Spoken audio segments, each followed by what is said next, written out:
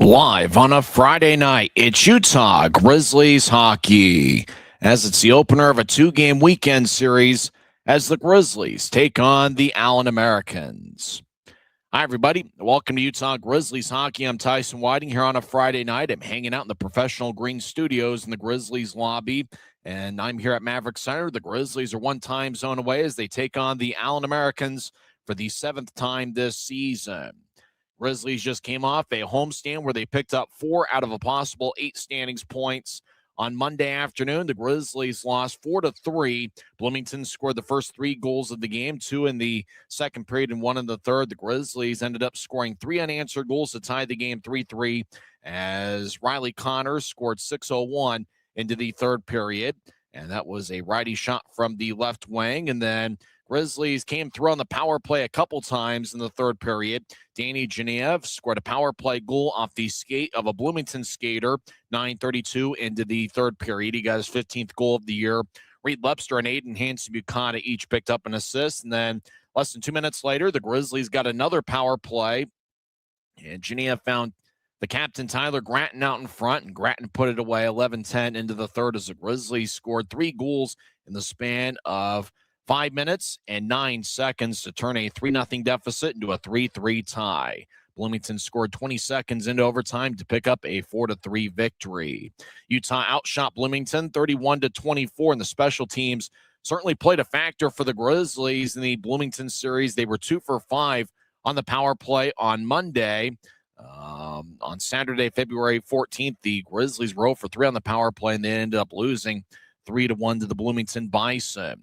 Watch out for the special teams. Allen has been one of the best power play units in the league. They are 6th in the league on the power play, and they're tied for 5th on the penalty kill. And really for the Grizzlies, they've gotten the job done on the power play as of late, as Utah is 16 for 48 on the power play over their last 3 games.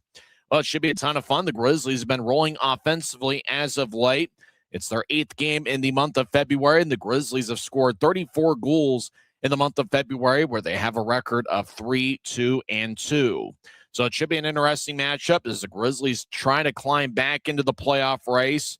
Remember, Utah has been a pretty strong club on the road. They played the most road games of any team in the league. It's the 29th road game for the Grizzlies this year. They have a record of 14-12-2 on the road. They have scored the most road goals in the league at 110. In fact, they're averaging 3.92 goals per game on the road this season. Utah is going to need a good effort if they want to come away with 2 standings points against an Allen Americans team who's been a high-scoring club lately. In fact, the Americans are tied for 4th in the league, averaging 3.48 goals per game. Well, as is normally the case, the Grizzlies had some roster moves over the last 3 days. We'll go over the movements, and we'll also talk about a player that's been out since January 10th who's back in the Grizzlies lineup tonight as Neil Shea returns after missing 17 straight games. And Andrew Noel makes his Grizzlies debut. We'll talk about him later on in the pregame report. He will be the 50th player to appear in a game for the Grizzlies this season. We're in business on a Friday night as we're hanging out in the Professional Green Studios at Maverick Center, and the Grizzlies are over at Credit Union of Texas Event Center. Face-off should be at about 6:10 in the Mountain Time Zone, and we'll come back and talk about the roster moves over the last few days. You're listening to the Utah Grizzlies Hockey Network.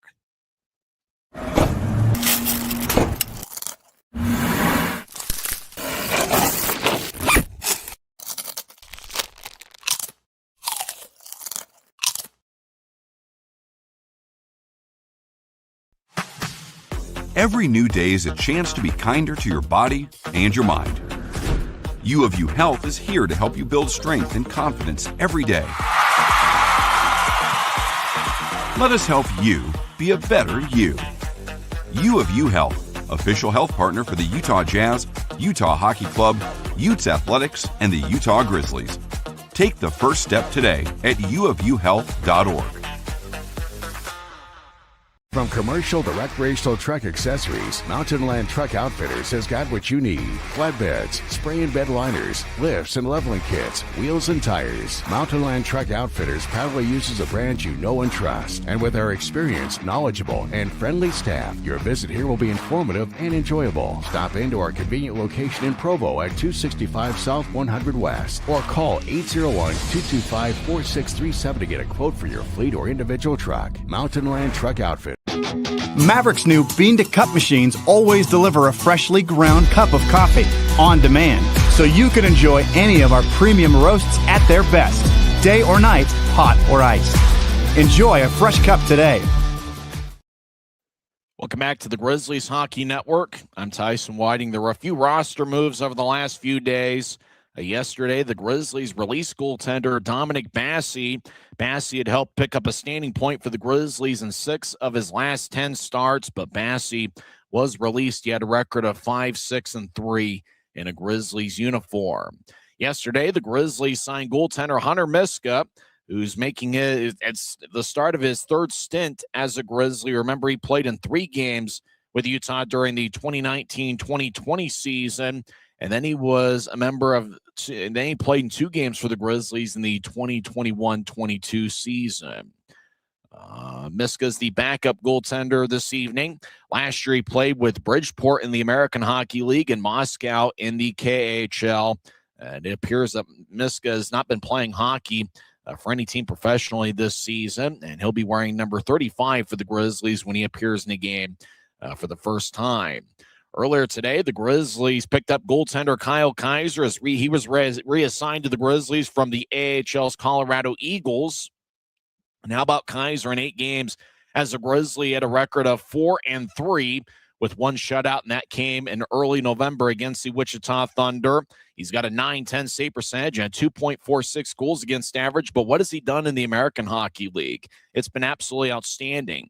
In 11 appearances for the AHL's Colorado Eagles, he's got a record of 8-1-1. He has 2 shutouts, a 1.49 goals against average, and a .943 save percentage. In the American Hockey League this year, Kaiser is stopping 263 of 279. He's only allowed 16 goals in 11 games for the Eagles this season.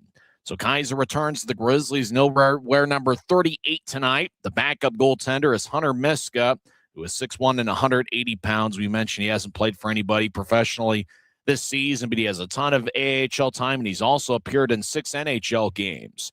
He got in 1 game with the 2018-2019 Arizona Coyotes, and then he played in 5 games with the Colorado Avalanche back in the 2020-21 season. Other roster moves, Maros Jedlička was recalled to the AHL's Colorado Eagles. He played in 3 games for the Grizzlies, scoring 2 assists.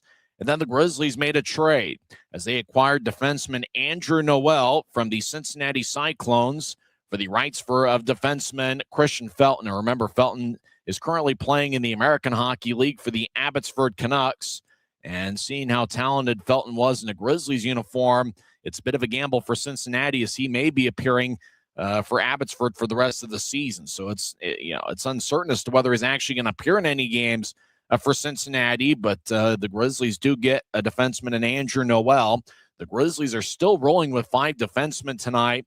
I'm not sure about the severity of the injury for Noah Gansky, who got hurt in the 3rd period on Monday, but he is not in the Grizzlies lineup and probably will be out tomorrow, and we're not entirely sure how long he'll be out of the Grizzlies lineup after that.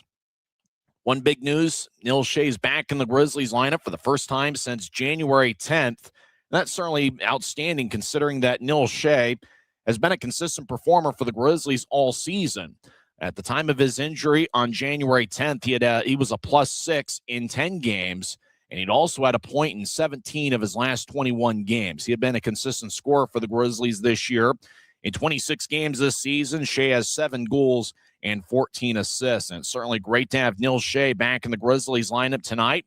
He'll be on a forward line with Luke Manning and Maxim Barbashev. It's the Grizzlies and the Allen Americans, and when we come back, we'll go over the starting lineups for both teams. You're listening to the Utah Grizzlies Hockey Network. Since 1939, America First has helped people start businesses, buy homes and cars, and achieve their financial goals.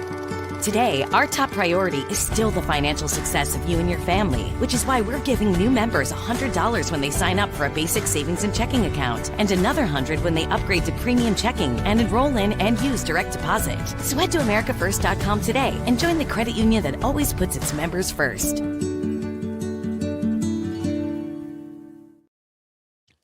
Welcome back to the Grizzlies Hockey Network. I'm Tyson Whiting. Let's go over the lineups for both teams.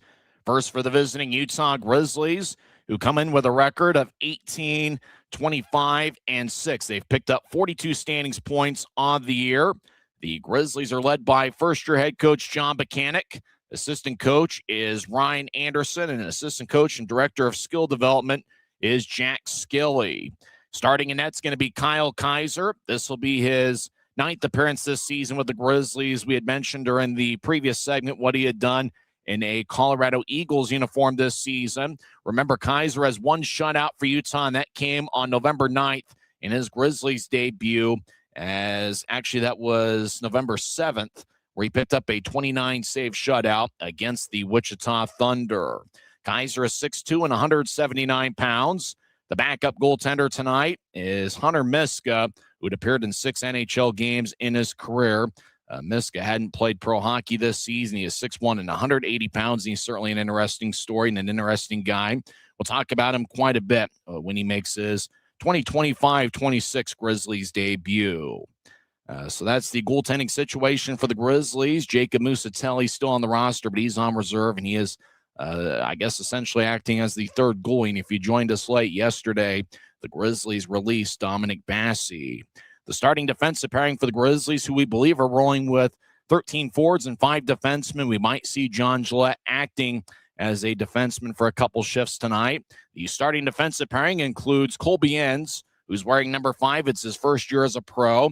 Enns is 6'2" and 201 pounds. In 40 games this year, he has 4 goals and 5 assists. And he'll be paired up with Aiden Hansen-Bukata. AHB this season has 3 goals and 30 assists. He has a point in 7 straight games. Hansen-Bukata leads all league rookies with 30 assists on the year. He also has 10 points in 7 games in February, 1 goal and 9 assists. He has a point in all 7 games in February, and he has 3 separate 2-assist games in his last 5 contests. What can you say? AHB's been an assist machine for the Grizzlies this season. And that's going to be the starting defensive pairing, Colby Enns and Aiden Hansen-Bukata. Luke Salem's going to be paired up with the newest Grizzly, Andrew Noel. Salem has 1 goal and 13 assists in 46 games. And as for Noel, he had played in 31 games for the Cincinnati Cyclones this year, where he scored 2 goals and 7 assists. Noel played his college hockey at Ferris State University over a 3-year stretch. And Matu Boilar is also going to be in there. Whereas, remember, the Grizzlies are rolling with an odd number of defensemen, so the defensive pairings may be mixed and matched quite a bit. Boilar got in a fight this past Saturday against Mikhail Robidoux and held his own. Boilar picked up his first point as a Grizzly with an assist on the Riley Connors goal, 6:01 into the third period on Monday, and that started the Grizzlies' 3-goal comeback as they turned a 3-0 deficit into a 3-3 tie, where they picked up a standing point in a 4-3 overtime loss. So that's the 5 defensemen. The defensive scratches for the Grizzlies include Luke Antonacci, Robbie Stucker, Avery Winslow, Sage Weinstein, and Noah Gansky. The starting forward line for the Grizzlies, which is the 3rd forward line on John Buchanan's lineup card. Danny Genev's been going to be the starting left wing. Genev leads the league with 204 shots on goal. He also leads the Grizzlies with 13 multiple-point games this season. In 7 games in the month of February, he has 11 points, 2 goals, and 9 assists. He'll be lined up next to Riley Connors, the starting center. Connors, in 28 games for Utah, has 12 goals and 5 assists. And Stepan Timofeyev is also going to be in there for the Grizzlies. Timofeyev leads the Grizzlies in plus-minus with a +2 rating. He has 12 points, 3 goals, and 9 assists in his last 16 games. So that's the starting forward line for the Grizzlies: Genev, Connors, and Timofeyev. We will see Tyler Granton, the Grizzlies captain, lined up with Evan Friesen and Reed Lepster. Neil Shea's back for the first time since January 10th. Shea's got 21 points in 26 games, and they'll be paired up. Well, they'll actually be lined up in a three-man unit with Luke Manning and Maxime Barbashev. Remember the Grizzlies are going with 13 forwards. Fourth forward line will be a combination of Mikey Colella along with John Gillette and his brother Mike Gillette, who's playing against Allen for the first time, as well as Yaroslav Yevdokimov, who played for the Tulsa Oilers, the division rival of the Allen Americans 2 years ago. So that's the lineup for the Grizzlies, who have been an outstanding road club this year. They are averaging 3.92 goals per game on the road this season, and they played the most road games of any team in the league. For the homestanding Allen Americans, they are led by Steve Martinson, and you got to tip your cap. Martinson's done a good job with this club this season. They've got a record of 26, 18, and 4. They have won 2 in a row. The Americans are 6 and 4 in their last 10 games. They're almost automatic when leading after 2 periods, where they have a record of 18, 0, and 1. Getting the start in net is Marco Costantini. This will be his 26th appearance this season. He's got a record of 15, 6, and 3. He has 2 shutouts and a .921 save percentage. Costantini has a 2.77 goals against average. Allen has a team, has 7 shutouts. As their goaltender has been outstanding this year, they have a team save percentage of .912. The starting defensive pairing is going to include Quinn Warmoth, who's a big 6'4", 219-pound defenseman, and he's going to be paired up with Trevor Ladon, who's got 2 goals and 1 assist in 17 games. Starting forwards will include Harrison Blaisdell, number 18. He has 16 goals and 19 assists in 48 games. Lucas Sillinger, the son of former NHLer Mike Sillinger, has 1 assist in 7 games, recent addition to the Allen club. And Michael Gildon has 11 goals and 14 assists in 48 games. So that's the starters for the Allen Americans. You got to watch out for Braden Watts. He leads Allen with 46 points this year, 17 goals and 29 assists, as well as Hank Crome, who had a hat trick against the Grizzlies in early December in a Wednesday afternoon kids game. Crone this season has 12 goals and 33 assists in 48 games. You also got to watch out for the Grizzlies killer, Colby McCauley, who has 16 goals this year, and Danny Kadek, who has 22 goals and 16 assists, as well as Colton Hargrove, who had a hat trick recently. Hargrove has 16 goals and 23 assists in 46 games. So we're going to have a ton of fun tonight. We're hanging out at Maverick Center, and unfortunately with this remote feed, just about anything goes. So we're going to try to describe the game the best we can with what we're given. When we come back, we'll have face-off on the other side. You've been tuned into the pregame report on the Utah Grizzlies Hockey Network. We're 20, and yeah, we're celebrating big. Because in 20 years, we didn't just make the gear. We made hockey cooler. They said we were too loud, too flashy, too different. They told us to tone it down. The Warriors don't tone it down. We go full throttle. And this is just the start. 20 years in and we're just getting warmed up. We're still the brand that makes the gear you can win in, chirping, partying. And if you thought we were bold before, just wait. The next 20 years start now.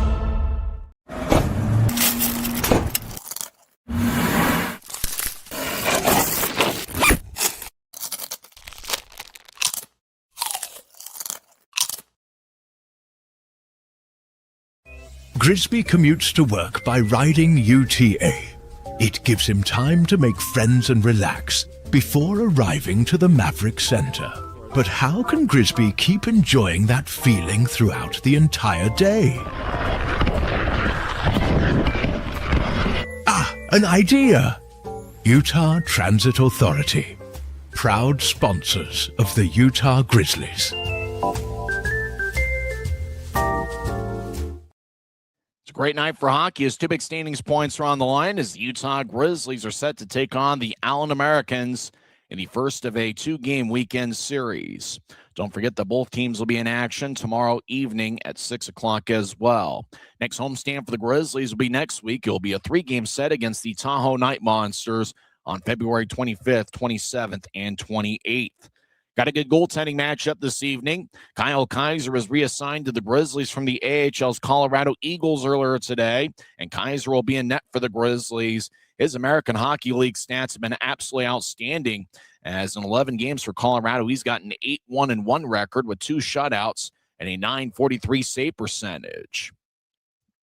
The two captains, as the ceremonial puck drop, Tyler Gratton for the Grizzlies and Colton Hargrove of the Allen Americans. It's Texas night over at Credit Union of Texas Event Center, as the Americans are wearing a mostly navy blue top with red on the shoulders, Texas horizontally from left to right on the front of their jerseys, white numbers, white lettering. For the Grizzlies, are wearing a white jersey, white helmets, black numbers, black lettering, and professional green trim. For the Allen Americans, Marco Costantini is getting the start in net. A big difference for the Americans, who finished in last place last season and this year, has really been their defensive output. They are 18th in the league defensively, but that's a big jump where last year they ranked last in the league. Grizzlies will start out with Genevieve Connors and Timofeyev, as well as a defensive pairing of Aiden Hansen-Bukata and Colby Enns. Two referees tonight, Luke Gagnon and Camden Fraser, and the linesmen are Aaron Schacht and Michael Miggins. And the puck is dropped to center ice and we're underway. Grizzlies skate from left to right as we attempt to see the game on Flow Sports. Allen from right to left. Gwen Warmoth will fire it in, and it rolls all the way towards Kaiser, who clears it towards the near wing boards, and the Grizzlies will chip it out to center ice. Gildon swung and missed, trying to shovel it back towards Grizzlies ice. Genevieve overlet it for Hansen-Bukata, who was cutting towards the net from the left wing. As the Americans move it out to center ice, Grizzlies get it back. Timofeyev will bounce one in like a basketball towards the left corner as Genevieve gets taken away by the Americans, who will tap it back to center ice as Andrew Noel in his first shift as the Grizzlies on the ice wearing number 77. Puck towards the Utah line, and it's taken by Harrison Blaisdell, and the Grizzlies take it right back. Utah towards the right wing over the offensive blue. Neil Shea in his first shift since January 10th gets it up top to Salem. Salem tried to throw it to the net, and Allen took it away. We played about 1 minute, still no score, not many shots either way, if any. As the Americans, Danny Caddick, 22 goals this season, feed it to the middle of the ice. Now to neutralize, left wing feedback to Caddick. He'll skate towards left circle, take a lefty shot, and goes wide. He missed the net glove side on Kaiser. As a puck towards the Allen line, it's taken back by the Americans. Andre Anania, a +12 rating this season, wearing number 86, gets it ahead. Now the Grizzlies take it back. Utah off the stick out to center ice, and the puck is flubbed off the stick, and it rolls back towards Sam Stange, number 44. In 7 games, he has 5 goals and 1 assist. So watch out for Stange. She's been a strong performer for the Americans. Grizzlies fire it in as the Americans play it behind their net. As we played a minute 40 of the contest, still no score. It's just early on. Americans slide a right wing pass, still in their own zone. Now they get to the middle of the ice. American long range feed, and it flies off of Braden Watts' stick into the Grizzlies zone as Reed Lebster gets it ahead. Lebster second in the league with 28 goals to the middle of the ice. Now back to Lebster. Right wing will chip it to Gratton. Lefty shot is bounced off of Costantini's glove as the puck goes back to Hank Crone. He'll drop it to his left. Colby McCauley over the offensive line. He's got 16 goals this season. He'll drop it now. It goes back towards Colton Hargrove, left point. And his shot pinballs off 2 set of skates as Reed Lebster out to center ice. Now he steps over the offensive line. He'll get it into Friesen. Lefty shot. Saved by Costantini. And he holds on, but a good play as Lebster got cutting Friesen down the middle of the ice. Friesen took a lefty shot, and he was denied by Marco Costantini, who goes 6'2" and 185 pounds. Who's your pick to click? Who's going to be the player of the game for the Grizzlies this evening? I got to say that Luke Manning's been an outstanding performer as of late, but I'm going to go with Danny Genevieve, who has an assist in 6 straight road games. So draw's going to be in the American zone as we're just getting underway. John Gillette's going to take the face-off. He's out there with Yaroslav Yevdokimov, and I believe Mikey Colella is off the screen. Colella making his 17th appearance as a Grizzly. As draw goes into the far corner, Grizzlies skate from left to right. Quinn Warmoth spins himself around as he's surrounded by 2 Grizzlies. Utah's rolling with 13 forwards and 5 defensemen this evening. Andrew Noel shovels it ahead. He's paired up with Colby Enns on this particular shift. As towards the near side, Allen whips it around the boards as the Americans towards the right side. Now they get it back in deep behind Utah's net. Puck slides towards the near corner, loose puck, and an American with a pretty strong hit on Mikey Colella. Yevdokimov will feed it back towards Kaiser as Colby Enns will slide it towards Andrew Noel. Noel is 6'1" and 196 pounds, a former Ferris State product. As the puck goes deep into the American zone on a long-range pass, both teams a lot of long-range passes here so far in the first 3 minutes.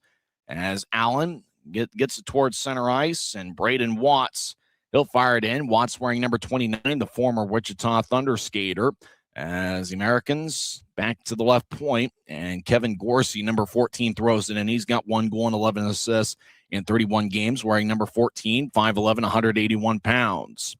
Now the Americans throw it towards the middle of the ice, but Gildon couldn't play it. Now he gets it up top right side. The Americans fire a righty shot wide. As puck back around the boards, Ty Prefontaine, number 8. He's a plus 11 this season. He's one of 6 defensemen for Steve Martinson tonight. Puck towards the right point, and it goes back to center ice. Americans in control to get to Prefontaine, but the Allen Americans are offside as the whistle blows by the linesman, and we stop play with 16:06 left in the first. So Dron's going to be back at neutral ice. 2 high-scoring teams. The Grizzlies are averaging 3.92 goals per game on the road, and the Grizzlies are averaging 4.8 goals per game here in the month of February. As for the Allen Americans, they're tied for 4th in the league at 3.48 goals per game. They're a high shot volume team, are the Americans. They average 33.3 shots per game. Grizzlies are averaging close to 40 shots per game against the Americans head-to-head this season. Allen skates around Boilard. Now they try to center it to Crone, and it stays over in the left corner as Neil Shea gets the puck.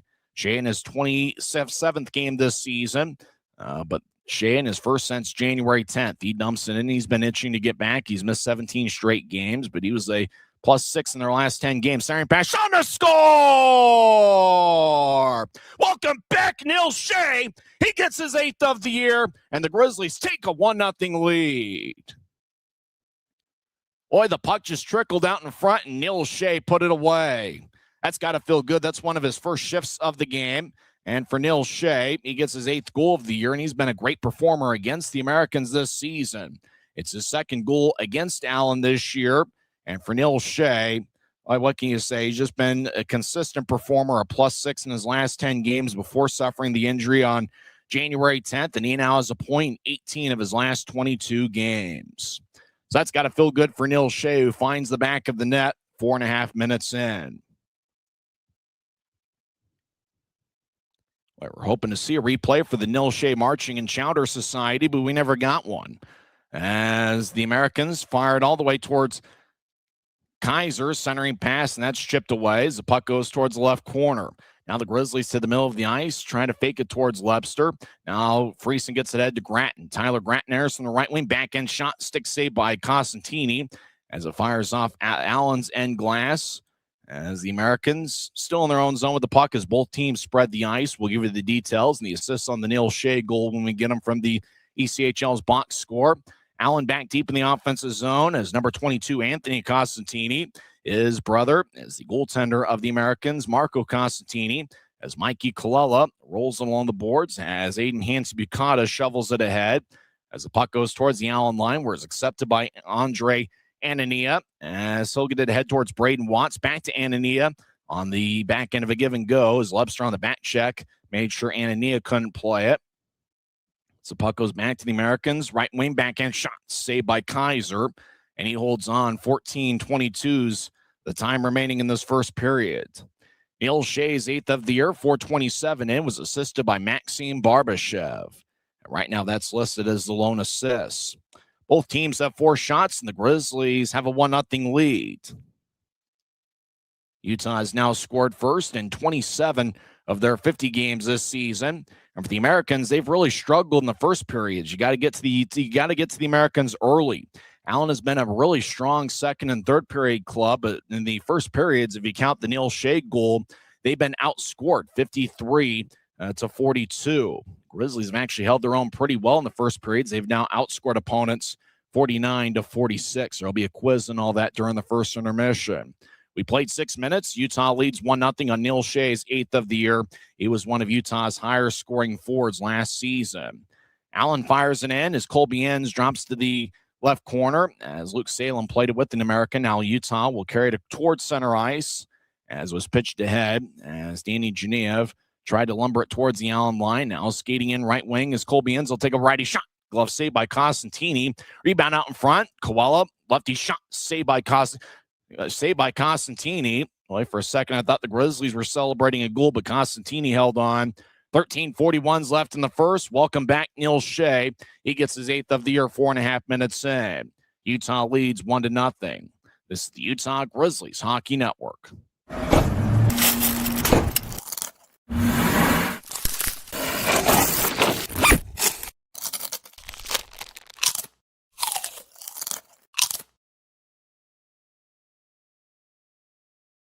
Les Schwab changed the tire game more than 70 years ago. Today, we still believe you should get more from less. Like more hustle, less hassle. More of the best service around, less of the runaround. Because we include America's best tire warranty in every tire we sell. So you get more unbeatable warranty, less charging you extra. It's why we're more than proud to say, you get more from less. Maverick's new bean-to-cup machines always deliver a freshly ground cup of coffee on demand, so you can enjoy any of our premium roasts at their best, day or night, hot or iced. Enjoy a fresh cup today. It's the Grizzlies 1 and the Americans nothing as Neil Shea, in his first game since January 10th, announces his presence with authorities. He gets his 8th goal of the year, 4.5 minutes in, and Maxim Barbashev picked up his 8th assist of the campaign. That was 4:27 in the first. Right now, there's 13 minutes and 41 seconds left in the first period. As draw is going to be in the offensive zone for Utah, it's going to be a right circles face-off. As taking the draw is going to be Riley Connors. He wins it as Neil Shea over to the right side. Siren pass. Saw the Grizzlies tapped it back towards Shea. Great feed by Shea as he was looking to get to Maxim Barbashev. Now Barbashev in the left corner over skates the puck. Ty Prefontaine. Big time collision over in the left wing as Luke Manning collided with an Allen skater. Now Manning left wing. Lefty shot saved by Costantini. That was a one-timer from Manning in the left wing as Manning gets nudged in the back by Colby McCauley. Allen gains center ice, and they'll fire it across, and everybody stops skating as it appears the Americans are offside with 13:10 left in the first. So Grizzlies will switch up skaters who've been skating 5-on-5 this entire time. As draw is going to be near the Grizzlies bench. Utah in a white jersey tonight. First of 2 on the road against Allen. It's the 7th meeting between the clubs. Utah and Allen met 6 straight games over a 2-week stretch. Remember, Thanksgiving week, the Allen Americans were at Maverick Center, and Allen won 2 out of 3 games in the set. The Grizzlies won the 3rd game of that series. And for Utah, that was a 3-2 victory where Colby N scored his first pro goal, and Reed Lebster scored the game winner, 18:36 into the 3rd period. Then the following week, the Allen Americans won 2 out of 3 games, winning by scores of 3-2 and 6-3. And then the Grizzlies in the series finale on December 6th won 6-3. Stepan Timofeyev had 2 goals and 1 assist. Action, the Grizzlies zone as Allen gets it back in deep. Sam Stange in particular, number 44. As over in the corner, Danny Kadek, who's been a strong offensive performer. He's also spent some time with Ottawa in the American League. The Grizzlies come back up with it. Utah crosses center ice as Gratton tries to split a double team. Taking it away is Sam Sedley, who has 33 assists this season in 48 games. Grizzlies down the middle, lefty shot. That one's blocked away by Costantini. Shot taken by the captain, Tyler Gratton, who's got 14 goals this season. Allen ahead towards the Utah line, freezing off the boards. Gratton gets it back. He skates along the right wing. Gratton dances back and forth. He tried to center it to Lebster, got his stick lifted. No call either way. Lebster near the right corner as he gets it to the corner for Gratton, who gets bounced off the boards by Prefontaine. Now Lebster on the right point, whips the puck around the boards. Grizzlies over in the left corner, reverse it back towards the right point as puck is shoveled up but not out. Reed Lebster trying to get to the corner. It's taken away by Sam Stange, who will race out to center ice. Stange collides the puck off a Lebster skate as Braden Watts will backhand it in deep as the Americans make a line change, and the Grizzlies will switch up as well. 11.5 minutes left in the first period. Utah leads 1-0 on Neil Shea's 8th of the year, 4:27 in. As taking the puck is Kevin Gursoy, who's wearing number 14, not a very big guy, listed at 5'11", 185 pounds. Mike Gillette feeds to the right circle now up top. Luke Salem, left wing, he'll take a lefty shot, kick saved by Costantini. Salem tries to get back behind the net. As the Grizzlies dance around, John Gillette Behind Allen's net, trying to get to his brother Mike, who collides with a teammate around the same time. It was Yevdokimov and Mike Gillette going for the puck at the same time. Now towards the left corner. The Americans get it ahead. Allen will fire it off the skate. Now Allen crosses center ice. Anania trying to drop it back as Salem delivers a big hit. And that was a hit on Timothy Spitzerov, who's got 1 assist in 14 games. Genev over the offense line, spins around in the slot. A Grizzly goes down. Now a slot. Lefty shot saved by Costantini. That shot was taken by Aiden Hans-Mukata. AHB drops for Connors. Right wing, righty shot saved by Costantini. Now towards the left wing. Lefty shot that goes wide. Shot was taken by Genev. Grizzlies on the offensive attack. 9.5 minutes in. Over toward Genev. One-timer, and it's blocked. Genev gets it back. He'll bounce one towards the left wing. Righty shot goes wide. That shot taken by Riley Connors, who has 7 goals in the month of February. Now the puck back behind Allen's net, and they'll sweep it around the boards. It goes out to center ice. Andrew Noel moves it across. Allen makes a line change. Hans-Mukata to Connors. His righty shot's blocked, as Grizzlies have had a lot of offensive zone time so far. Allen gets it head toward Utah ice. Right wing. They fire towards Kaiser, who makes a save. There's a helmet laying in the right corner of the Grizzlies zone. Utah crosses center ice, and they try to get it in, and they do so deep in the Allen zone. 9.5 minutes left in the first period. Utah still leads 1-0. Puck towards the right side. Grizzlies will slide it to Manning, who will drop it off. Utah's in their 8th game in February. They're averaging about 5 goals per game in the month. Puck back to center ice. Hargrove with a right wing feed, and American falls down as they're trying to accept the puck. Bouncing puck towards Manning, and it's drifted back to neutral ice as it was tapped away by Ty Prefontaine. First time he's played against the Grizzlies. Prefontaine over the offensive blue will skate towards the left circle. Great poke check by Luke Salem as the Americans get it up and out to neutral ice. As it looked like Colby McCauley couldn't keep it in.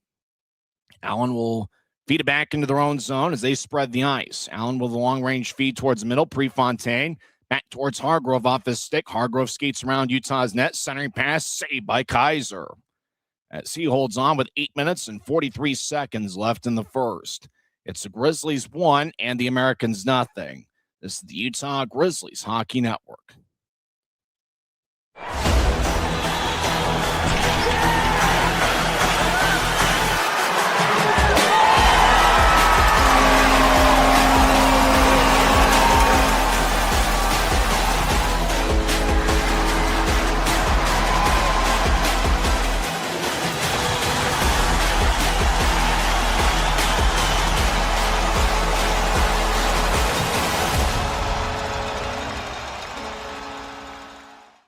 Since 1939, America First has helped people start businesses, buy homes and cars, and achieve their financial goals. Today, our top priority is still the financial success of you and your family, which is why we're giving new members $100 when they sign up for a basic savings and checking account, and another $100 when they upgrade to premium checking and enroll in and use direct deposit. So head to AmericaFirst.com today and join the credit union that always puts its members first.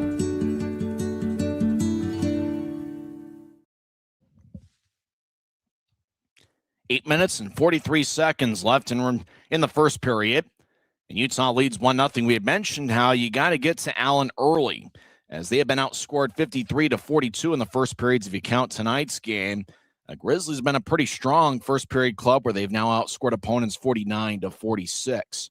Utah leads the shot count 11-6. Remember, the Grizzlies traditionally average close to 40 shots per game against the Americans, and Allen is 28th in the league in shots allowed per game. Already 2 shots for Luke Manning and Tyler Grant, the Grizzlies captain. Utah gets it ahead. They're skating from left to right. They step over the offensive line. Reed Lepser second in the league with 28 goals. He fires lefty shot and it goes wide. And it looks like it deflects out of play. 8:26 left in the first, and the Grizzlies will have an offensive zone draw. If you joined us late, there was some goaltending movement over the last few days. Today, the Grizzlies picked up Kyle Kaiser as he was reassigned from the AHL's Colorado Eagles. Utah also signed goaltender Hunter Miska yesterday. This will be his 3rd stint as a Grizzly, and he's the backup tonight wearing number 35. Yesterday, the Grizzlies released goaltender Dominic Bassey, who had picked up a standing point for the Grizzlies in 6 of his last 10 starts. As puck deep in the Grizzlies zone, Allen utilizing a lot of long-range passes here early on, as we've been skating 5-on-5 throughout the game. The Grizzlies trying to yank it away. They're averaging close to 1 shot per minute here so far, as Andrew Noel holding his ground wearing number 77, and instantly I think of former Grizzly Griffin Ness, who wore number 77 earlier this season. Lepster gets it towards the left wing. Grattan lefty shot, saved by Costantini, and he holds on. But we've seen some great passing early on with the forward line of Lepster, Grattan, and Friesen, and all three of those performers have been outstanding for the Grizzlies in the month of February. Tyler Grattan has a point in 8 of his last 9 games. In fact, he has 10 points in his last 9 games. He also has a point in 8 of his he has a point in 8 of his last 9, and he's been outstanding for the Grizzlies. Evan Friesen has a goal in 5 of 7 games in February. In fact, Friesen has 10 points, 5 goals, and 5 assists in the month of February. And Reed Lepster, well, he's great in every month, whether it's January, February, November, December, you name it. Reed Lepster's been a standout performer. Puck along the far wing, and it's drifting out to center ice by the Grizzlies. John Gillette in the area, as Gillette takes a puck at the Utah line. Grizzlies are rolling with 5 defensemen tonight and 13 forwards. Utah head to center ice for Gillette, who's near the Grizzlies bench. Far side at the right point of the Grizzlies zone. Now he gets it across. Utah over the offensive line as Mikey Kalala gets it in deep, as you have Dokimov collides with Sam Stange. They were going after a loose puck on the right wing as the Americans get it out to center ice. Utah strolls the puck around the boards as Kaiser cuts it off wearing number 38 on the back of his white sweater. Now the Americans chip it out in front. I think Kaiser had to tap off his pads. The Americans were trying to center it. Now Utah races out to center ice. They've got a 3-on-1. Now 2-on-1. Grizzlies skate in. Genev lefty shot saved by Costantini. Genev leads the league in shots on goal this season. He tried to center it. Allen picked it off, and they float it forward out to center ice. As Utah out towards the middle of the ice, they'll chip it to their right. It was overled for Genev, who hustles after it. And now taken away is Riley Connors. He's got 7 goals in the month of February. Connors gets some lumber in the back from an American skater. As Allen back towards the near side. Now they get it back to the corner to Warmoth from Watts. Now back to Watts in the left wing. Braden Watts over the offense line. Drops it for Caddick, who tried to get it across looking for Michael Gildon, and it's cut off by Utah. Now right point. The Americans fire it cross ice off the boards and chase after it. Puck around the wall to the right side as Kaiser looks over his left shoulder. Now back to his right as the puck is knifed away as they try to get it towards Anthony Costantini wearing number 22. Now the puck towards the middle of the ice. Gildon backhand shot. Saved by Kaiser. And the Grizzlies goaltender holds on. The very quick and agile Kyle Kaiser stopped them all here so far. 5:54 left in the first. Utah leads 1-0. This is the Utah Grizzlies Hockey Network. From commercial to recreational truck accessories, Mountain Land Truck Outfitters has got what you need. Flatbeds, spray and bed liners, lifts and leveling kits, wheels and tires. Mountain Land Truck Outfitters proudly uses a brand you know and trust. And with our experienced, knowledgeable, and friendly staff, your visit here will be informative and enjoyable. Stop into our convenient location in Provo at 265 South 100 West or call 801-225-4637 to get a quote for your fleet or individual truck. Mountain Land Truck Outfitters. Les Schwab changed the tire game more than 70 years ago. Today, we still believe you should get more from less. Like more hustle, less hassle. More of the best service around, less of the runaround. Because we include America's best tire warranty in every tire we sell. So you get more unbeatable warranty, less charging you extra. It's why we're more than proud to say, you get more from less. Everybody dancing around in the stands over at Credit Union of Texas Event Center. I'm Tyson Whiting hanging out. I'm here at Maverick Center, one time zone away from where the game's being played. It's Kyle Kaiser's 9th appearance as a Grizzly, and it's his 4th against Allen. He's looking for his first victory against the Americans. Kyle Kaiser came in relief in one of the 3 games that he's appeared in against the Americans, so it's his 3rd start against Allen this year. Grizzlies skate from left to right as Allen from center ice throws it back in. Lone goal of the game is scored by Neil Shea, who's playing for the first time since January 10th. It was 4:27 into the first with Maxim Barbashev gave the assist. Grizzlies cross center ice. Allen back defensively. Utah gets hit along the boards as puck tried to get back towards a Grizzly. Now it slides towards center ice Colby Enns doesn't have a stick as he'll come off as he gets a new stick from DJ McFarland, the equipment manager, as Andrew Noel around the boards making his Grizzlies debut. He's the 50th player to appear in a game for the Grizzlies this season.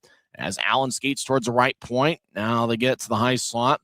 Ty Prefontaine's hanging out in the left point. They fake it to him as getting knocked down is Sam Sedley behind Utah's net. Allen looking for a wraparound as they skate towards the left side. They're denied by Aiden Hansen-Bukata, who leads all league rookies with 30 assists. Grizzlies tattoo it off the boards. It's taken by Genev. Make that Luke Manning. Manning skates around Prefontaine. He gets dragged down. No call. Now Manning back to his feet. We've been skating 5-on-5 this entire time, or maybe a call was made out of away from the whistle. As Gratton was battling with Prefontaine, and yeah, it looks like Ty Prefontaine's going to go to the box. Looked like Luke Manning was trying to skate around him, and Manning got around Prefontaine, and he was in prime shooting position, and Prefontaine dragged him to the ice.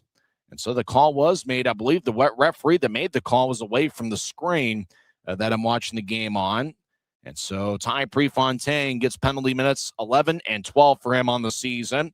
Grizzlies' power play has been mighty. Remember, they scored the 2 power play goals in the third period on Monday to collect the standing point against the Bloomington Bison. Utah are third in the league on the power play at 22.3%. I thought that was a pretty good call by the referee. Luke Manning had his palm in the air. Oddly enough, the referee that was standing right next to the play didn't make the call, but it was the one away from the play that made the call. As Grizzlies win the draw, Genev fires towards the net and is blocked. Genev and Hansen-Bukata each have 17 power play goals this season, power play points this season. As Allen skated in, Stange with a righty shot, and on the back check, he couldn't get off as Danny Genev got back defensively. As Reed Lepster over the offensive line, he'll chip it to his left. As the Grizzlies get it back to Lepster off Allen's boards. As Genev over on the right side gets it to Gratton, who leads Utah with 9 power play goals. Now up top, Hansen-Bukata, right point. His lefty shot is blocked away by Costantini. Puck still alive. Gratton trying to get it across to Genev. It's off an Allen skate. Genev gets the puck, the first-year pro out of Penn State. Hansen-Bukata either was looking for a shot or is looking to pass it to Gratton. It's taken away, and Allen clears it out as they make a full line change. 1:05 left in the power play, and 3:43 on a moving clock here in the first period. Utah leads 1-0. It's their first power play of the game. Allen's got a pretty strong penalty kill. They're tied for 5th in the league on the PK at 84.6%. Americans will clear it out. Now the Grizzlies will make a line change. They get a fresh 5-man unit on the ice. Kyle Kaiser plays the puck behind his net as he stops, and he drops it to Timofeyev in the area, but someone got the puck before him, and it's Luke Salem. He'll drop it off, getting it off the screen as the Grizzlies, they'll tap it towards Timofeyev, back to Neil Shea, who's got 4 power play goals this season, across to Connors, who gets it back to Shea near the right corner. Shea backhands it around the wall to Timofeyev, who gets the Barbashev between his legs to Salem up top, across to Shea just outside the right circle. As Shea feeds to the right corner for Connors. Connors wraps the puck around as it goes to the left point. Grizzlies accept it. Less than 10 seconds left in the power play. Across to Shea, wasn't in shooting position. Now up top to Salem.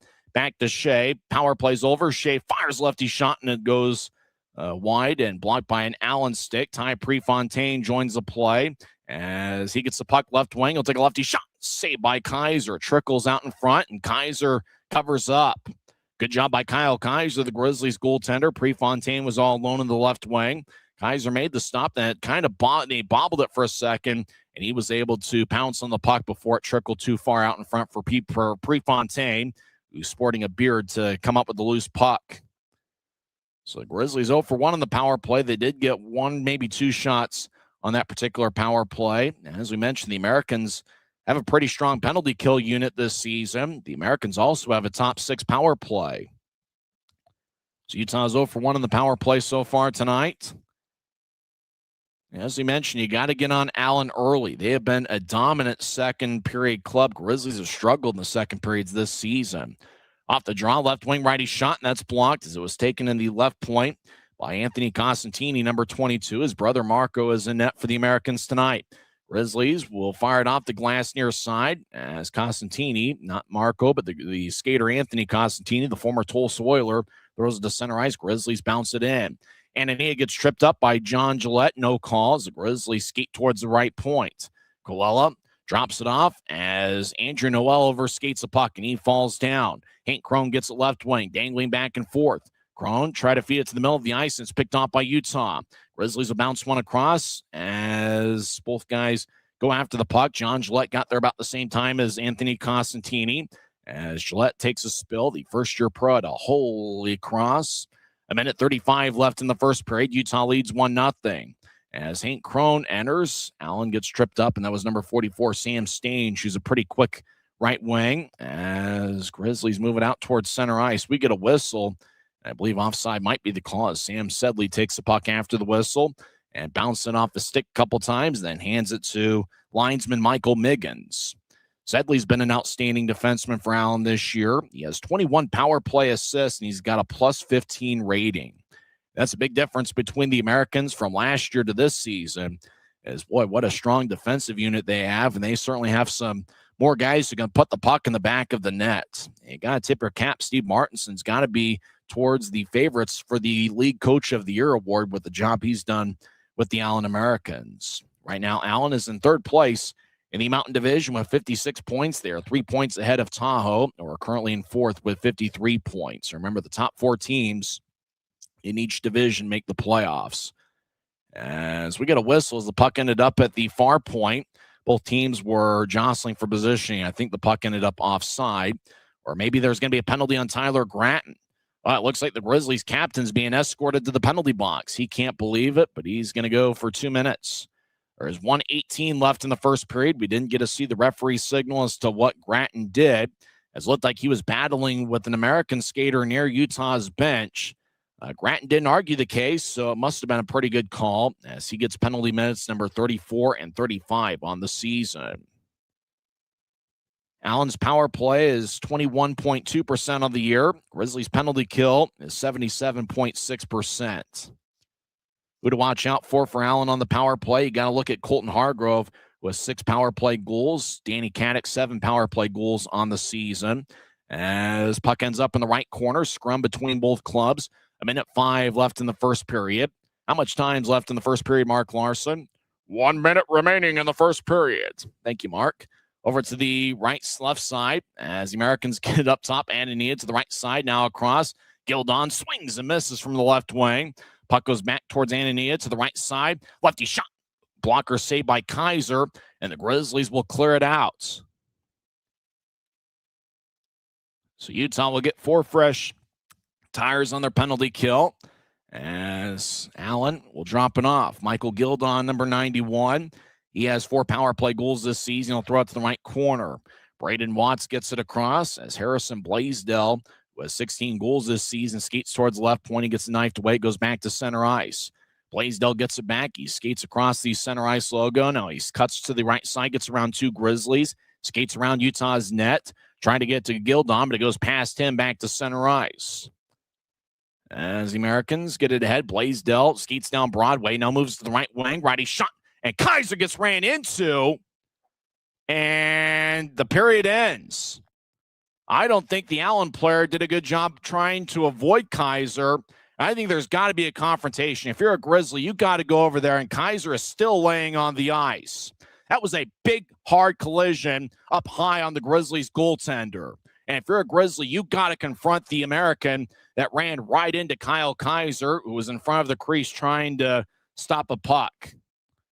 As Brooke Timoney, the Grizzlies trainer, is going over, and you hope there was a confrontation, at the very least, something very strong verbally towards the American. Hopefully Kaiser's okay. Remember, Hunter Miska, who just signed with the Grizzlies yesterday, is the backup. So the Grizzlies will be shorthanded for the first 42 seconds of the first period, as Kaiser's now on 2 knees. Now he gets back to his feet, as right at the buzzer, Kaiser just got ran into by an Allen American, and it almost looked, I couldn't tell who the American was that ran into him, and they're probably not going to show a replay, but that looked like a hard hit, and it didn't necessarily look like an accident either. And so Kaiser back to his feet, and hopefully he'll be all right.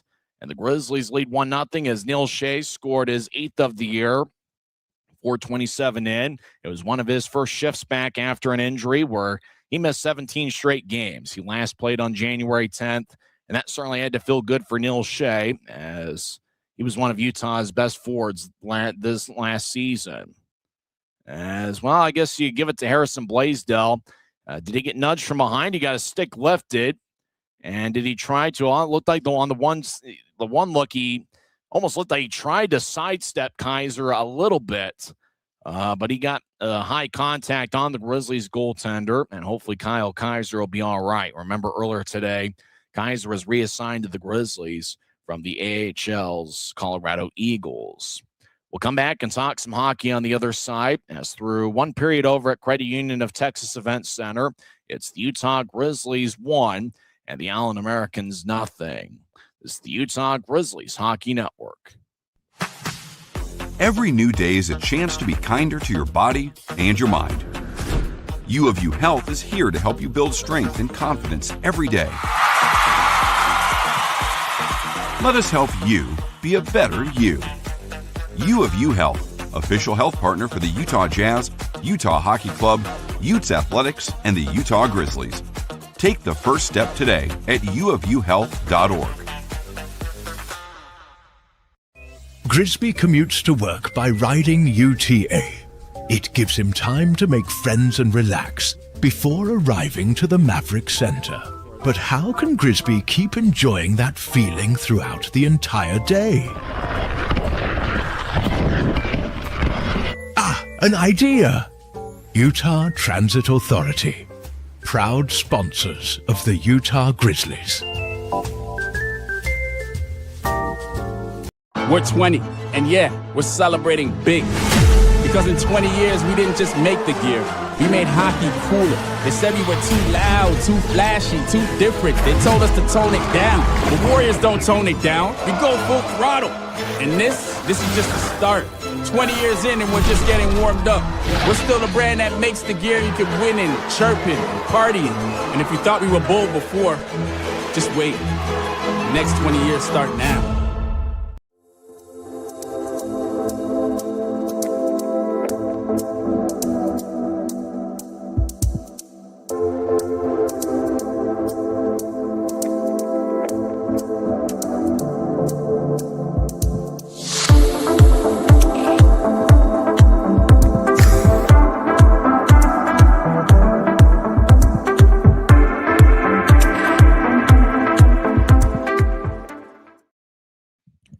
Welcome back to Utah Grizzlies hockey. We're through one period over at Credit Union of Texas Event Center, and Utah leads 1-0 on Neil Shea's 8th of the year. He scored .427 in. Maxime Barbashev picked up his 8th assist of the season. And it's certainly great to see for Neil Shea. It was a high-scoring forward for the Grizzlies last year. He had 19 goals and 20 assists in 36 games, and he scored some huge goals for the Grizzlies. I think of back-to-back Saturdays in the month of February where Shea scored overtime game winners, including a dramatic OT game winner in Tulsa where he scored less than 10 seconds into the extra session. For Shea, he hasn't had a ton of multiple-point games this season, but he's been putting them 1 point at a time just about every game that he's been out there. He now has a point in 18 of his last 22 games. Shea now has a point in 20 of 27 games this season. He's been a high-volume shooter for the Grizzlies. In fact, coming into play tonight, in the last 14 games that he's appeared in, he had 60 shots on goal. And he's really been getting it done on both ends of the ice this season, as Shea is a +6 in his last 10 games. So it's certainly great to see Neil Shea back in there for Utah for the first time since January 10th. Last week at Maverick Center, Luke Manning returned to the lineup for the first time in a couple months, and Manning scored a goal in each of the first 2 games of that series. And Shea and Manning have been on a forward line with Barbashev, and that 3-man unit produced a few good scoring chances for Utah in the first period. Later on in the frame, Ty Prefontaine for Allen got a holding minor, 15-19 in. Grizzlies, I think, had 1, maybe 2 shots on that power play. The Americans are a pretty strong penalty kill unit. They're tied for 5th in the league at 84.6%. Tyler Gratton got a slashing minor, 18:42 into the first. Grizzlies killed off the penalty at the very end of the period. It looked like Harrison Blaisdell got a stick lifted and then ran into Kyle Kaiser. Based on the replay we saw from behind Utah's net, looked like Blaisdell kind of tried to jump around Kaiser, but Kaiser was out of his crease a little bit to try to cut off a shooting angle, and Blaisdell ran into Kaiser. It was laying on the ice for about 30 seconds. Then he got back to his feet, and hopefully he'll remain in the game, as Kyle Kaiser has not only been outstanding for the Grizzlies this season in 8 games, but in 11 games with the American Hockey League's Colorado Eagles. He's been absolutely outstanding with a 1.49 goals against average and 943 save percentage. And one of the things you notice watching Kyle Kaiser is how quickly he goes end to end, how quick his lower half is. You know, his legs, I'd say they're like Jell-O. I don't know. They're just so flexible and so fluid.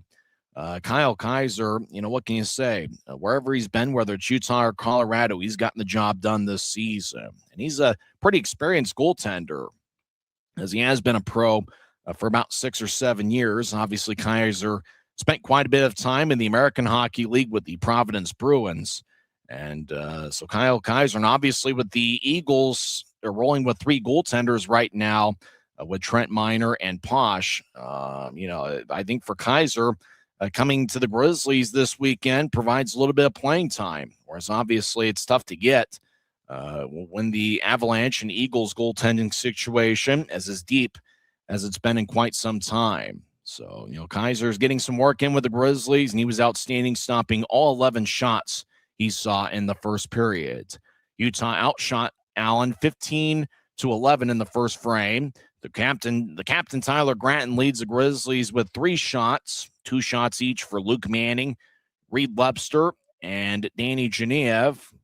And then 1 shot each for Colby Enns, Luke Salem, Stepan Timofeyev, Riley Connors, Aiden Hansen-Bukata, and Neil Shea. And obviously Shea made his 1-shot count with the goal, 4:27 in the first period.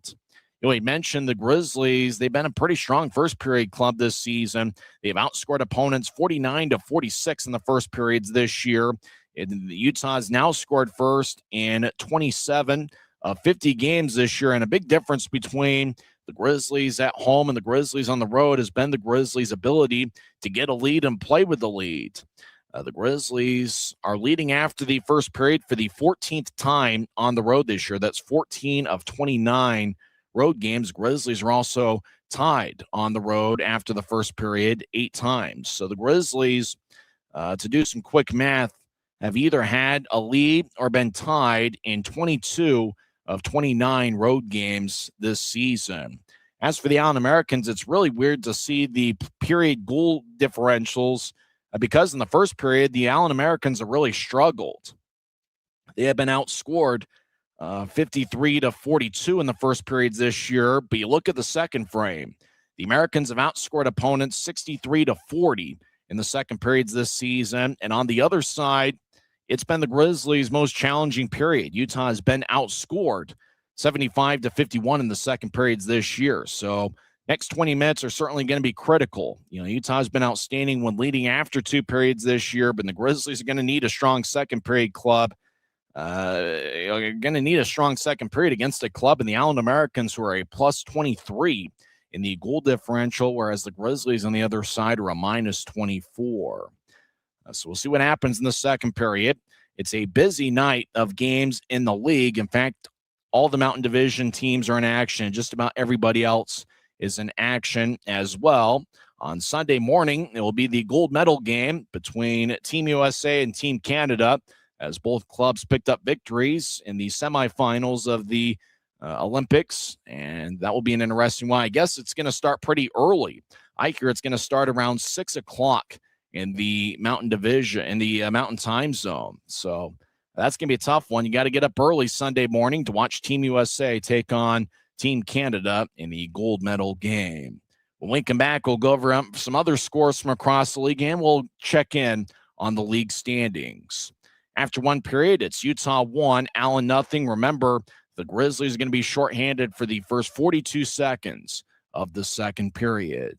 You're listening to the Utah Grizzlies Hockey Network.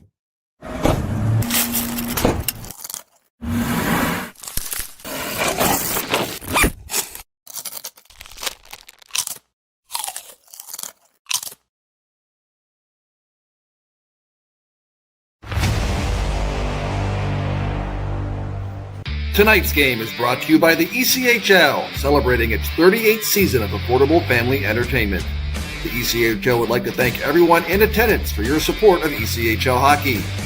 The ECHL would also like to recognize the following league sponsors: AMI Graphics, exclusive signage provider; Athletic Knit, official jersey supplier; Baron Rings, official championship ring supplier; BFL Canada Insurance and Sutton Special Risk, sponsors of the 2026 ECHL Hall of Fame induction ceremony; Dash, official mobile auction platform; The Fairley Group, official commercial insurance provider; Flow Sports, exclusive streaming provider; Hotel Planner, official hotel reservations partner; Howie's Hockey Tape, exclusive hockey tape and lace provider; In Glasgow, exclusive puck provider; Prolific One, exclusive secondary ticketing partner; and Warrior, exclusive on-ice equipment provider and title sponsor of the 2026 ECHL All-Star Classic. Catch all of the ECHL action live in high definition by logging on to flowhockey.tv.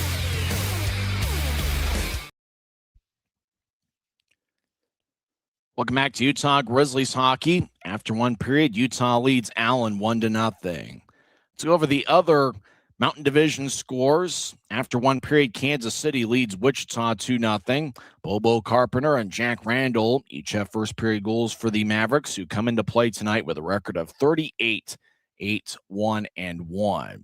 As Kansas City right now is in first place in the Mountain Division with 78 standings points and an .813 point percentage.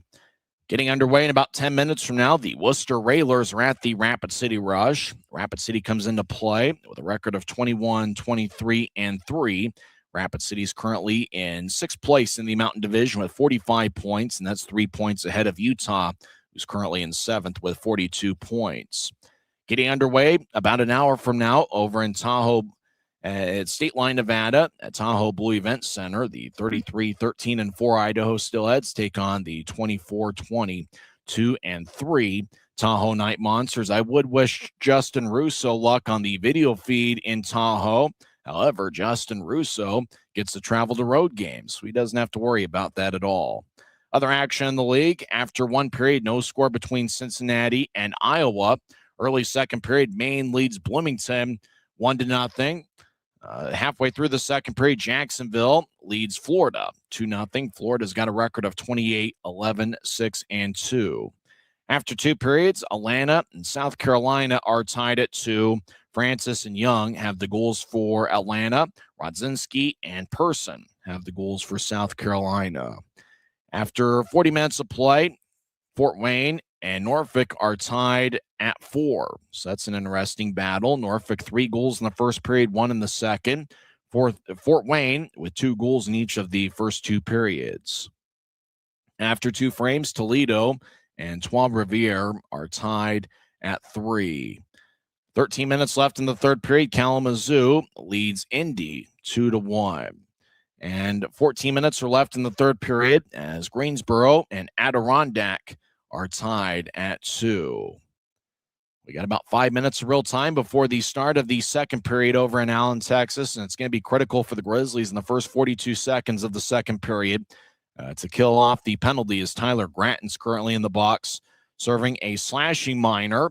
Utah's 2-4 against Allen this year. Remember, these teams met for 6 straight games. The last 3 games of November, Allen won 2 out of 3 here at Maverick Center. Grizzlies got a victory 3-2 on Saturday, November 29th. And then in the 3-game stop over in Allen, Texas, in the first 3 games of December, Allen won the first 2 games of that series. They got a hat trick from Hank Chrome as he scored all 3 of Allen's goals on December 3rd as the Americans defeated the Grizzlies 3-2. And then Friday, December 5th, Allen got a 6-3 win. Grizzlies won 6-3 on December 6th. Stepan Timofeyev had 2 goals and 1 assist. Danny Genev and Reed Lepster each had 1 goal and 1 assist, and Luke Manning had 2 assists. And even though Allen outshot Utah 49-19, it was the Grizzlies that scored 6 goals on 19 shots. Special teams are certainly going to be interesting in this series. And the 3-game set over in Allen, Texas, the Grizzlies were 2 for 10 on the power play. Utah tonight is 0 for 1 on the power play and 1 for 1 on the penalty, or right now 1 for 1 on the penalty kill, which still obviously has 42 seconds left. If you joined us late, some of the roster moves that were made earlier today. Grizzlies got Kyle Kaiser as he was reassigned from the AHL's Colorado Eagles earlier today. Yesterday, the Grizzlies signed goaltender Hunter Miska. Utah also released goaltender Dominic Bassi.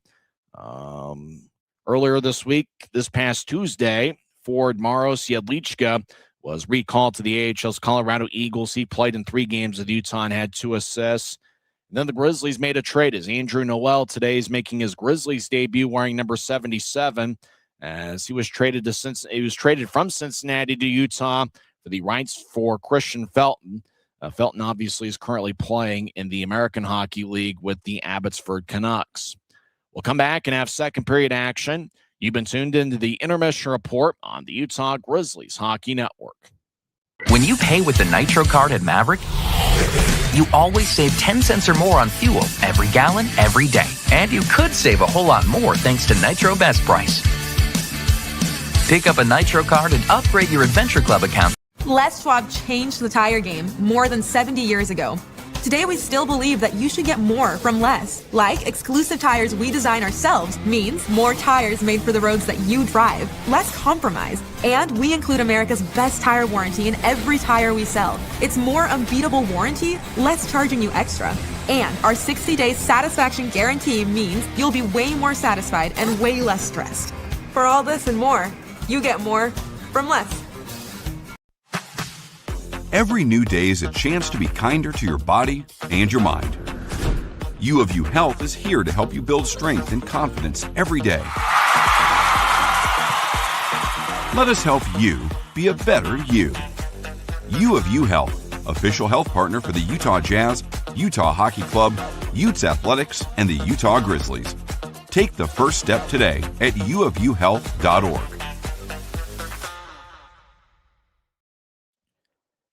Are about set for second period action as Utah leads 1-0 on Neil Shea's 8th of the year.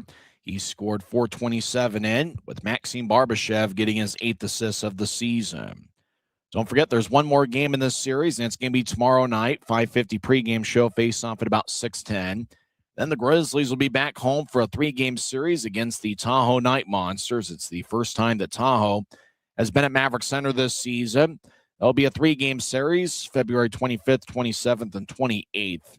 Face-off all 3 nights will be at 7:10. And remember, February 27th and 28th is Grizzlies Fight Cancer Weekend, so it's certainly going to be an emotional weekend and should be some good hockey against a very interesting Tahoe Night Monsters club.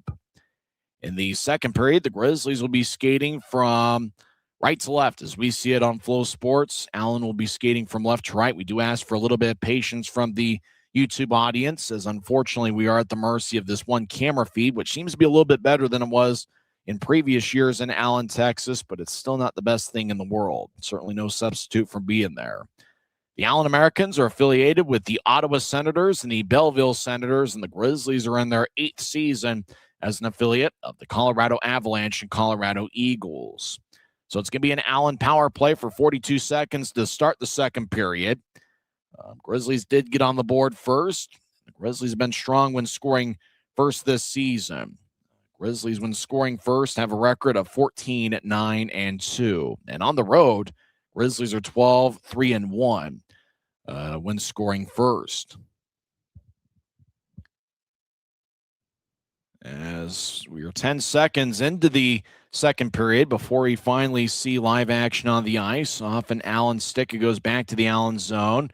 Sam Sedley's got 21 power play assists this year. He'll get it ahead. The Americans certainly seem to like the long-range passes, at least they did in the first period tonight. As Caddick back deep in his own zone, as the Americans really slowing it down. 10 seconds left in the power play. Allen will chip it in from the left wing at center ice. Kyle Kaiser plays behind his net. Kaiser is backed up by Hunter Miska, who was signed yesterday. Coming out of the box is Tyler Gratton, and Allen only had about 10 seconds worth of offensive zone time, if that, for their power play. 50 seconds into the second period, lefty shots blocked. Grizzlies come back the other way.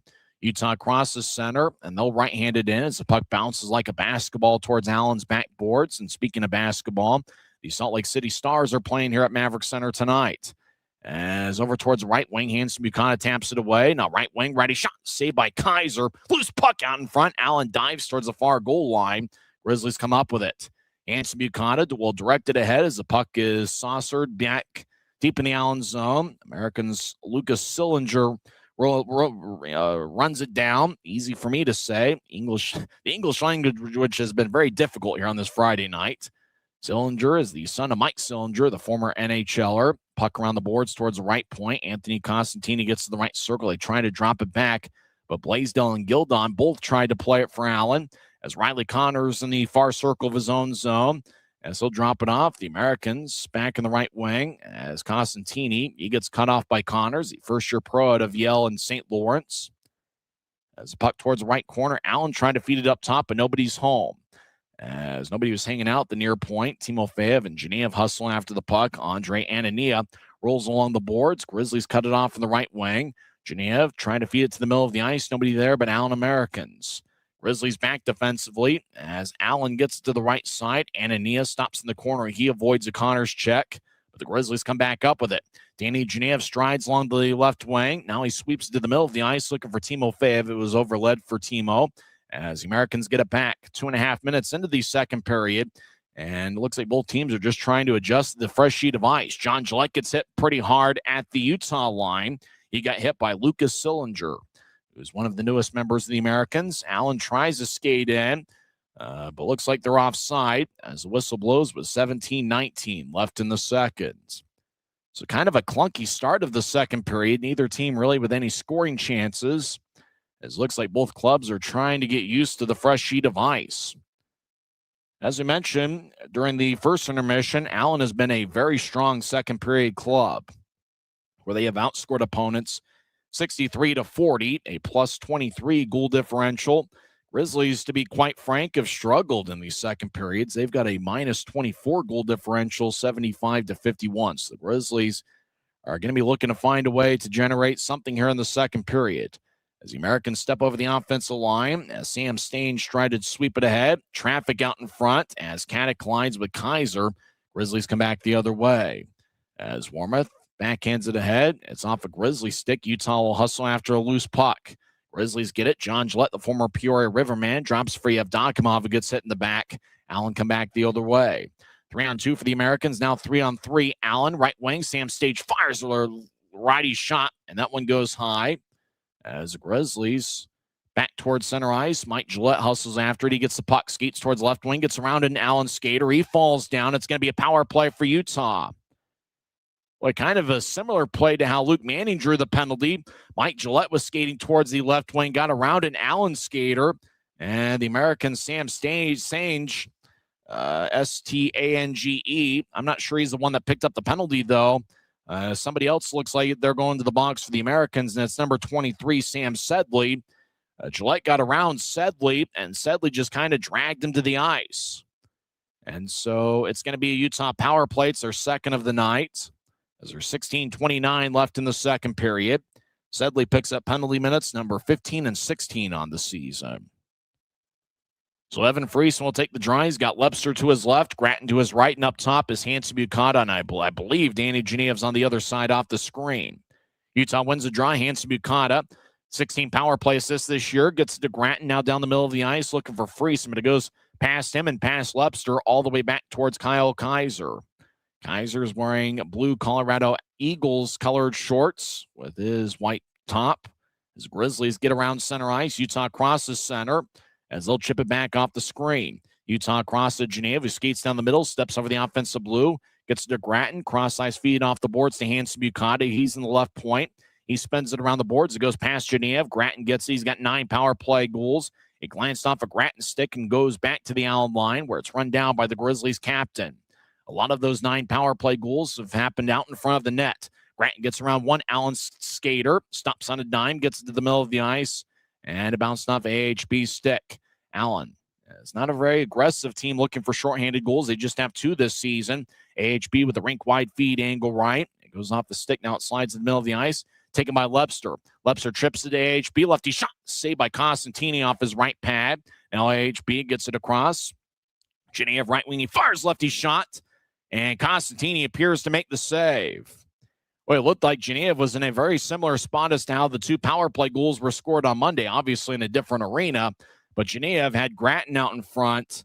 Genev on one of the power play goals this past Monday, bounced it off an opponent's skate and into the back of the net. And on the other occasion, he was able to get that pass in, forcing it to Grattan, where he found Grattan for the game tying goal.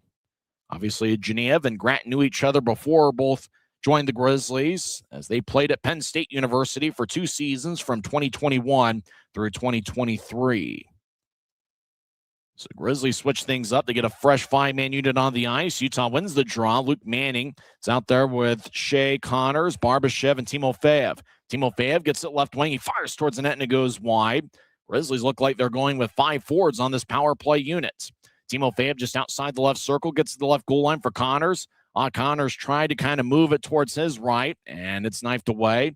Now Manning in the left point, gets it across as ricochets off the boards and goes back to neutral ice. Manning gets knocked down by Braden Watts near Utah's bench. 15 seconds left in the power play. Timofeyev will back it out into Grizzlies ice. As 10 seconds left in the power play, Neil Shea raced along the left wing like a bolt of lightning, steps over the offensive zone. Barbashev drops it for Timofeyev. 2 seconds left in the power play. Timofeyev, left wing, righty shot, saved by Costantini. Puck slides towards the middle of the ice. Barbashev, lefty shot, saved by Costantini. As Sedley's out of the box. Allen in the transition game as they skate over the offensive line. As Stanley gets to Watts, who gets cut off by Barbashev in a good defensive play. Back to the right wing. As Allen moves to the corner. Now they skate towards the right wing as Hank Crone skates towards his left. He fires lefty shot. That ricochets wide off the boards. Timofeyev gets pushed to the wall. Colby Enns gets it. And Enns will loft it towards center ice. Barbashev trying to corral the bouncing puck. But it goes past him. And it was interesting that second concern, the Grizzlies are rolling with 5 defensemen here tonight. It was interesting the Grizzlies went with a 5-forward power play unit. Almost like they're giving the other defensemen a little bit of a breather, knowing they're going to have to work hard this weekend in the 2-game set. Timofeyev ahead is John Gillette. We had thought that John Gillette would play some shifts as a defenseman, but he's mostly been a forward. Gillette shields warmth of the puck as they're around Allen's net. They chip it across. Gillette chasing after the puck. Boy, John Gillette's been a hard-working forward for the Grizzlies this year. Allen will sky it back toward Utah ice, where Andrew Noel rolls along the boards. Now it's gone to Hank Crone down the middle of the ice. Lefty shot saved by Kaiser. Rebound shot and a score. Crone took the initial shot, and I believe Colby McCauley, the Grizzlies killer, scores. As looks like McCauley gets his 17th of the year as the lights go out at Credit Union of Texas Event Center. Boy, puck trickled towards the middle of the ice, and Hank Crone was all alone. Looked like Kaiser made the first save and bounced off of Kaiser. Then the puck was laying in front of the crease. McCauley was nearby with Andrew Noel. And if it's McCauley getting the goal, that's his 4th against the Grizzlies this year. Hank Crone, at the very least, should get an assist, which would mean that would be his 7th point against Utah this season. So we're tied at 1, 13:08 left in the second period. As everybody's kind of looking towards the bench area. As remember, there are 2 referees and 2 linesmen. It wasn't necessarily the smoothest looking goal. I think the officials want to talk it over just to make sure they get it right. And now it looks like linesman Michael Miggins is talking with one of the 2 referees. And against a good goaltender like Kaiser, it's tough to score against them cleanly. Sometimes it's going to have to be rebounds, deflections, that sort of thing, just creating traffic and getting all up in his business. Colton Hargrove leaves the ice, but it appears the goal is counted. It's a 1-1 tie as we played about 7 minutes of the second period. We believe that McCauley, who skated to the celebration aisle first, gets his 17th of the year, but we'll take a second check on that once the ECHL box score updates itself. Allen back in the offensive zone. They try to center it to Gildon. It's picked off. Grizzlies throw it up and not out. Sedley fires it back in deep. Enns gets the loose puck, and he'll skate towards the far corner.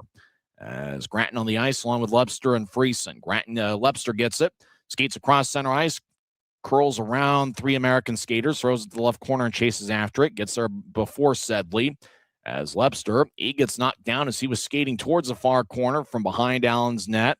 Americans get around center ice. They'll fire it off the boards near the Americans' bench. As Allen dances back and forth, they get it to the left wing. Allen gets around a defenseman, lefty shot, and it goes wide as he missed the net glove side on Kaiser. As Allen gets it back in deep. Michael Gildon being shielded by Colby Enns. As Gildon will drop it off. Left wing, they try to get it across out in front. It bounced off a Grizzly stick. Allen in the offensive zone. High slot lefty shot saved by Kaiser. Puck trickles towards the far circle. Grizzlies will solicit it out.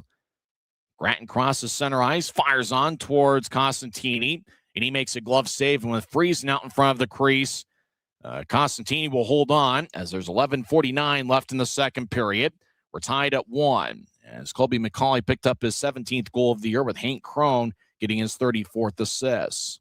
11:49 is left in the second period, and it's anybody's game. This is the Utah Grizzlies Hockey Network. Maverick's new bean-to-cup machines always deliver a freshly ground cup of coffee on demand, so you can enjoy any of our premium roasts at their best, day or night, hot or iced. Enjoy a fresh cup today. From commercial to recreational truck accessories, Mountain Land Truck Outfitters has got what you need. Flatbeds, spray and bed liners, lifts and leveling kits, wheels and tires. Mountain Land Truck Outfitters proudly uses a brand you know and trust. And with our experienced, knowledgeable, and friendly staff, your visit here will be informative and enjoyable. Stop into our convenient location in Provo at 265 South 100 West or call 801-225-4637 to get a quote for your fleet or individual truck. When you pay with the Nitro card at Maverick, you always save 10 cents or more on fuel every gallon, every day. And you could save a whole lot more thanks to Nitro Best Price. Pick up a Nitro card and upgrade your Adventure Club account today. Now, I mentioned the Costantini brothers as we're tied at 1. 11:49 left in the second period. Colby McCauley scored 6:52 into the second period with Hank Crone and Colton Hargrove getting the assists. I mentioned the Costantini brothers. They're not just brothers, they're twins. Marco Costantini and Anthony were both born on August 4th, 2002. So that was a few months after Team Canada won the World Series here at Maverick Center, which was then known as E Center. Grizzlies have the puck, left wing. Genev, he'll take a lefty shot, and that one's sticked away by an American. As Grizzlies from the right point fired across, ricochets off the boards. And looking at number 77 out there for the Grizzlies, I immediately think of Griffin Ness, but that's Andrew Noel making his Grizzlies debut. He's the 50th player to appear in a game for the Grizzlies this season. Genev has the puck on the right side, tries to spin around, but he gets divorced from the puck by an Allen American. Allen skates down Broadway. They're in third place in the Mountain Division. They skate down the middle. Braden Watts, lefty shot, saved by Kaiser, and he holds on. 11:15 left in the second, and draw's going to be in the Grizzlies zone. Both Costantinis were born in Hamilton, Ontario, and that was August 4th, 2002, when both Marco, the goaltender, and Anthony, the defenseman, came into the world. Shot count. I believe Allen's got a little bit of an edge here in the second period. Remember, the Grizzlies outshot Allen 15-11 in the first period, and so far in the second, Allen has 8 shots to the Grizzlies 6, but the Grizzlies maintain a 21-19 edge in the shot count. As Grizzlies had the puck, Neil Shea back for the first time since January 10th, gets it towards Timofeyev. Make that Luke Manning. It's Shea, Manning, and Barbashev. That's a forward line for the Grizzlies tonight. Off of Barbashev's stick, Allen gets it back. Americans have some good team speed. They're one of the bigger teams Grizzlies will face all year as Hargrove gets a rough ride to the boards with Aiden Hansen-Bukata, the first-year pro. Hansen-Bukata is a strong candidate for the league's all-rookie team. Hansen-Bukata holds up Hargrove, who picked up an assist in the second period. Boiler looking nearby, as well as Neil Shea. As McCauley gets it back, he'll fire it off the back of the cage. Now the Americans fire it wide as puck towards Neil Shea. He'll pitchfork it ahead, but not out. Anthony Costantini gets to the middle of the ice. High slot. Hargrove, lefty shot, saved by Kaiser. And he holds on with 10:22 left in the second. But when you play the Americans, you got to find a way to win those 50-50 pucks. Both teams doing a good job jostling for position near the boards. It's a good goaltending matchup. Marco Costantini We mentioned him, the 23-year-old.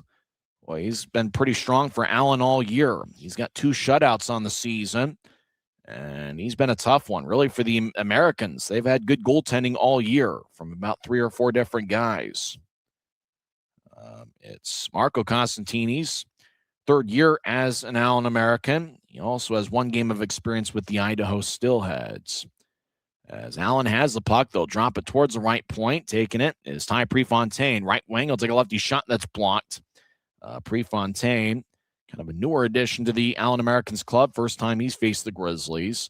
Utah head to center ice, but it goes past Mikey Colella. Now to the middle of the ice. Racing's Reed Lepster gets a stick lifted, tried to fire towards Costantini. He takes a spill. No call either way as the puck will slide back towards Utah ice. As Luke Salem rescues the puck, and he'll move from one circle to the other. Grizzlies ahead. It goes past Gratton all the way down. And it's going to be a Utah icing as there's 9:45 left in the second period. So the draw is going to come towards Kyle Kaiser. And if you joined us late, Kaiser was reassigned to the Grizzlies from the AHL's Colorado Eagles earlier today. And also, if you joined us late, Hunter Miska was starting his 3rd stint as a Grizzly, as Miska was signed yesterday. And for Hunter Miska, both his first 2 stints as Grizzlies were not long ones. Obviously, we'll talk about him quite a bit when he enters a game for the first time. He played in 3 games for Utah during the 2019-2020 season. He also played in 2 games for the Division Championship 2021-22 club, as he's appeared in 5 games overall as a Grizzly goaltender over a 2-year stretch. As Utah will clear it back towards center ice, Sam Sedley will skate back deep in his own zone. Sedley's a pretty good skater. Grizzlies will switch up forwards. As we pass the halfway point of this scheduled 60-minute affair off an Allen stick, as it goes to Gratton at center ice. He'll pitch to his right. We're tied at 1. Grizzlies right wing, righty shot goes wide. That shot, I believe, was taken by Reed Lepster, who came into play tied for 4th with 162 shots on goal. Allen skates in, left wing, lefty shot. Glove saved by Kaiser, and he holds on as there's 9 minutes and 7 seconds left in the second period. Neil O'Shea scored a first period goal, 4:27 in. Colby McCauley tied it up as he found the back of the net 6.5 minutes into the second period. Actually, it was 6:52 into the second. Timeout as we pass the halfway point. Shots are pretty close to even. Grizzlies have 21 shots, and Allen has taken the last 3. They're up to 22 shots on goal. This is the Utah Grizzlies Hockey Network. Since 1939, America First has helped people start businesses, buy homes and cars, and achieve their financial goals. Today, our top priority is still the financial success of you and your family, which is why we're giving new members $100 when they sign up for a basic savings and checking account, and another $100 when they upgrade to premium checking and enroll in and use direct deposit. So head to americafirst.com today and join the credit union that always puts its members first.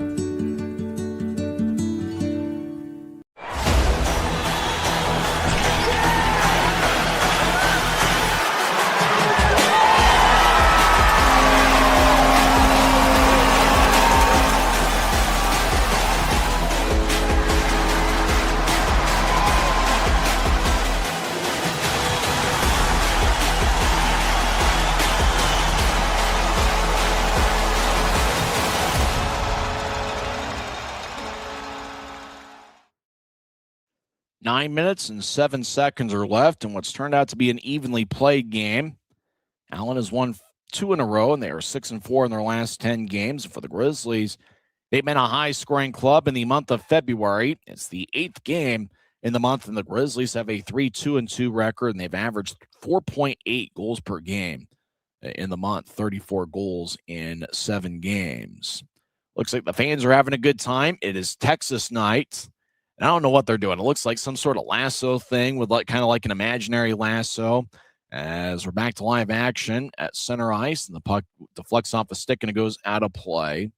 And so they'll get a new stick. We mentioned some of the other moves, and obviously Andrew Noel making his Grizzlies debut. He's a former Cincinnati Cyclone. He got his feet wet in pro hockey with Cincinnati at the end of last season, appearing in 7 games. It's his first full professional season. This year with the Cyclones, he played in 31 games, scoring 2 goals and 7 assists. Noel had played for 3 seasons at Ferris State University from 2022 through 2025, playing in 88 games, scoring 4 goals and 8 assists. Allen crosses center ice. Grizzlies skate from right to left in the period. Genev takes the puck, skates towards the left circle. Fire lefty shot that goes wide as he missed the net glove side on Costantini. As puck will hippity hop out to center ice. Danny Kadek has it. He has 22 goals this season. Kadek dancing back and forth as he walks towards the right circle. Fired it to the corner wide. Now Genev gets to the middle of the ice. It's taken by Riley Connors, and he'll fire it in as the Grizzlies make a full line change. Genev looked to center to John Gillette, and it's picked off. Good defensive play by the Americans who roll it out to center ice. Boileau tried to sky it back in. Instead, it kind of flubbed back towards an Allen defenseman as Grizzlies complete their line change out to center ice. Utah pins down to the boards as Gillette fires it in. John Gillette, that is. On occasion, he's been paired up with Mike Gillette, as is the case right now, as well as Mikey Colella. As Mike Gillette falls down, Boileau takes the puck as he skates down the middle. Skating angle left as he fires a pass wide looking for Mike Gillette and John. And apparently the puck ended up hitting off nobody deep into the Allen zone as icing is called on Utah as there's 7:42 left in the second period. For the Grizzlies, they had a lead after one period. That usually means victory, especially on the road. I mentioned the interesting stat. Obviously, the Grizzlies have been a strong road club. If you think about it, it's the 29th road game for the Grizzlies. Utah now has a lead in 14 of 29 road games, but they've had 8 occasions where they've been tied after one period. So Utah has had 22 games of the 29 on the road where they've either led or been tied after one period. And unfortunately, at home, Grizzlies have been behind after one period and behind after 2 periods on many occasions. In fact, the Grizzlies have only had a lead at home once after 2 periods. As there's a scrum along the near wing boards, we're going with a little bit more of a TV-style description, unfortunately, because of the remote feed, as Colby ends around his own net, and goaltender Kyle Kaiser ends across the center ice as he'll swagger in, and he drops it off to the right point. Shea gets it back in deep to Manning, who skates towards the right corner as Manning skates back towards the point as he gets spun around, and Allen will rainbow it all the way deep into the Grizzlies zone as the puck hit the opposite in the right circle. Grizzlies get it across as hands to Bucata to center ice. Manning drops for Shea, make that Friesen to Shea. Neil Shea in the left point. Directs it to Friesen. Friesen feeds in the middle of the ice. Lefty shot. Rebound shot. Kick save by Costantini as he denies Evan Friesen on a grade A stop. Neil Shea off an Allen skate. Barbashev over to Friesen, back to Shea, who skates towards the left corner. Back in deep. He tried to get it back to Friesen, did Shea, and is picked off by the Americans. 6:21 on the moving clock. Second period, we're tied at 1. Allen falls down. Grizzlies get the puck 2-on-1 if they want it. Neil Shea skates towards the right side, drops for Lebster. Now back towards Shea, right wing, lefty shot, saved by Costantini. Rebound goes towards the far corner. Looks like the Grizzlies have switched up the forward combinations a little bit. Allen to the middle of the ice, falls down as Colton Hargrove was near an offside position as Hargrove rams into a Grizzly. Utah feeds it to Lebster, angle left. Lebster between his legs, recollects the puck. Now he tried to get up top. It bounced off an Allen stick. Hank Crone to the middle of the ice for Sam Sedley. Sedley will bounce it in off the far wing boards and chase after it in the corner. Sedley from one corner to the other as it goes tape to tape to an American. Utah pins Allen to the boards. Sedley overlooking nearby. So is Reed Lebster just kind of surveying things. Now Lebster comes out with a puck. Reed Lebster dances around. He skates around Utah's net. Now Lebster feeds it ahead to center ice, but it goes behind Evan Friesen and deep into the Allen zone. Americans come back up with it. Both teams have tried a ton of long-range passes here so far tonight. Not a whole lot of them have connected. Sedley, rink-wide feed, angle left. That one goes tape to tape. Allen skates in, breakaway, back in, shot and a score. And the Americans take a 2-1 lead. The lights came flickering back and forth before I can identify him. It's Michael Gildon. Gildon collected the pass, the long-range feed, and had a breakaway down the middle of the ice, and he fired a backhand shot past Kyle Kaiser. Gildon with his 12th goal of the year, and it's now 2-1 Allen.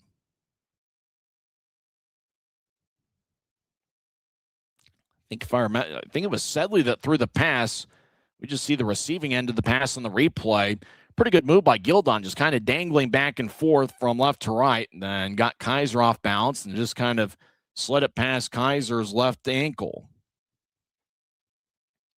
So great long-range feed we talked about, and just as I was about to say, not many of those long-range passes have connected. Well, Allen connected on one, and Gildon ended up with a breakaway as he was behind the Grizzlies' defensive unit. As Allen gets called for icing with 4:53 left in the second, John's going to come back towards Marco Costantini, who a couple minutes ago with an outstanding save on Evan Friesen. At that point, it kept it a 1-1 tie. As you know, sometimes when you got a goaltender like Costantini, he can make the routine saves, but every now and then you need him to make a key one. And Costantini, there's the replay right there, almost as if the producer was listening to me, as Friesen just tried to fire it stick side, and Costantini made a nice kick save.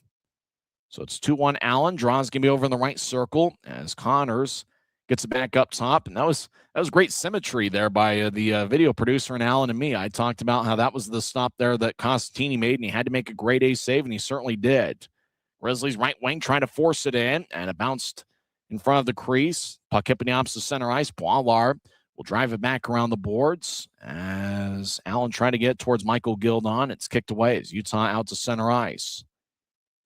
Riley Connors will skate back into his own zone. Now he sweeps a long-range feed angle right towards Genev. Genev gets double-teamed as he steps over the offensive line. That's a tough thing for a guy like Danny Genev, as he's going to be on the top of the scouting reports of every team that the Grizzlies play from now until the end of the season. And because of that, he sees a lot of double teams and just about 2 or 3 defenders around him at all times. Puck goes deep into the Allen zone, and it looks like it's icing on Utah. Grizzlies tried to race and make a line change just in case icing was waved off. And now the linesmen have to earn their paycheck to make sure the correct 5 players for Utah are on the ice. 4 minutes and 1 second are left in the second period, as it's a 2-1 Allen lead. Obviously, Neil Shea scored 4:27 in. Allen tied it up with Colby McCauley, 6:52 in, and Michael Gildon, who got a long-range pass from Sam Sedley, scored 14:53 in. Ty Prefontaine picked up the other assist, and that's his 7th of the year. As the puck goes deep into the Grizzlies zone, 3:45 on a moving clock here in the second period, towards the left point. Now it gets back in deep behind Utah's net as Allen shields a Grizzly away from the puck. Now they get it up top. Allen dangling back and forth. Anthony Costantini rolls it along the boards as a race towards the far corner. Americans and Grizzlies get there about the same time. The Gillette brothers battling with a couple of Americans. Puck goes back to Anthony Costantini, and he'll fire it off an American skate. Costantini gets it back. He'll move it to the left wing, just outside the circle. Lefty shot goes wide and deflects out of play. I think that was Michael Gildon, who scored a few minutes ago, firing away from just outside the left circle. 3:18 left in the second. It's Allen 2, Utah 1. This is the Grizzlies Hockey Network. Les Schwab changed the tire game more than 70 years ago. Today, we still believe you should get more from less. Like more hustle, less hassle. More of the best service around, less of the runaround. Because we include America's best tire warranty in every tire we sell. So you get more unbeatable warranty, less charging you extra. It's why we're more than proud to say, you get more from less. Grisby commutes to work by riding UTA. It gives him time to make friends and relax before arriving to the Maverick Center.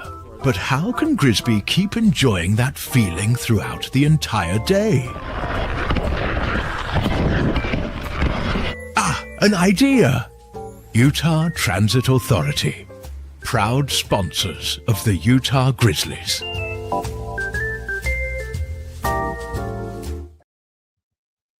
Three minutes and 18 seconds left in the second period.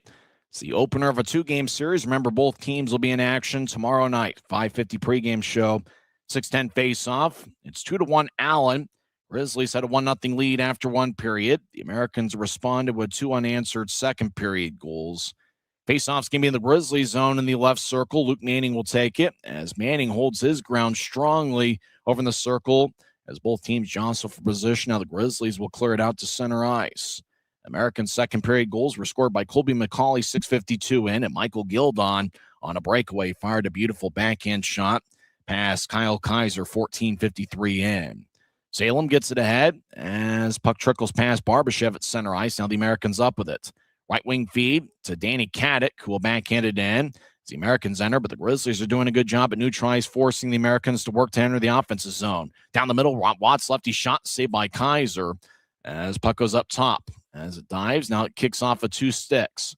Americans left wing, they try to fire towards the net as blocked. Both teams have been active with their sticks defensively here tonight. Allen looking for the wraparound. Caddick, his shot's denied by Kaiser as it ricochets off his pad. Now the Americans towards the left wing. They try to center it. Bounced off a Grizzly stick and it flies out of play.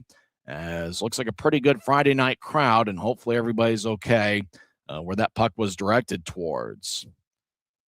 As the fan's going to go home with a frozen vulcanized rubber disc. Every team except for the Tulsa Oilers are in action in the Mountain Division.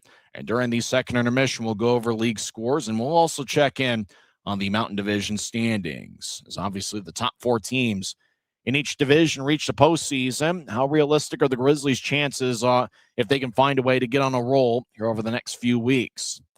And as we were talking in the office earlier today, boy, these next 2 weeks are huge. Off the drop, linesman says we'll do it over again. It's Evan Friesen for the Grizzlies and Colton Hardgrove for Allen. Especially when you consider that Allen's in third place in the division and Tahoe are the Grizzlies' opponents next week. They're in fourth place.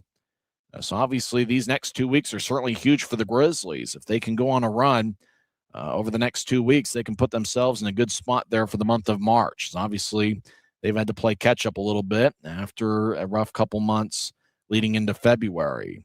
Grizzlies have the puck. Hanson Bucata, right wing feed, and it's a long range pass as Friesen had a tap off his stick as the puck goes back to center ice, and Hanson Bucata wheels along the boards. It's cut off by Allen behind their net. Less than 2 minutes left in the second period as the Americans get it ahead towards neutral ice. Now they'll float it into the right corner of the Grizzlies zone. Colby Enns looks over both shoulders. He'll drop it for Tyler Grant, the Grizzlies captain, who feeds it the corner for Hanson Bucata. One of the officials jumps out of the way as Hanson Bucata gets pushed to the boards. Now the puck towards the right wing. Gildon gets it across. Left wing, shot. What a stop by Kaiser as he sprawled towards his right. Puck still alive as Allen gets it towards Crone. As Crone gets to the left wing as the Americans get it back up top to Crone. Now back towards the left point. Allen gets it across as McCauley off the boards. He'll roll it along the wall. Kaiser stays in front of his net as a puck towards the left wing. Now Utah will get it ahead to center ice. Loose puck taken by Colby McCauley, who backhands it ahead to Gildon. Gildon at neutral ice will backhand it in as he gets around Hanson Bucata. Enns looks over both shoulders. He'll drop it for Hanson Bucata as Gildon overskated the puck. Colby Enns, rink wide feed angle left as it goes to Lepster as he'll backhand it towards the right wing, but the linesman stops play as Utah's call for offside as there's 52.7 seconds left in the second period. Well, I couldn't tell if that was a stop by Kaiser, if it went wide, but Kyle Kaiser just kind of dove towards his right. You talk about athleticism. We talked about the quickness of the lower half of Kyle Kaiser. Well, he put it all on display a couple minutes ago.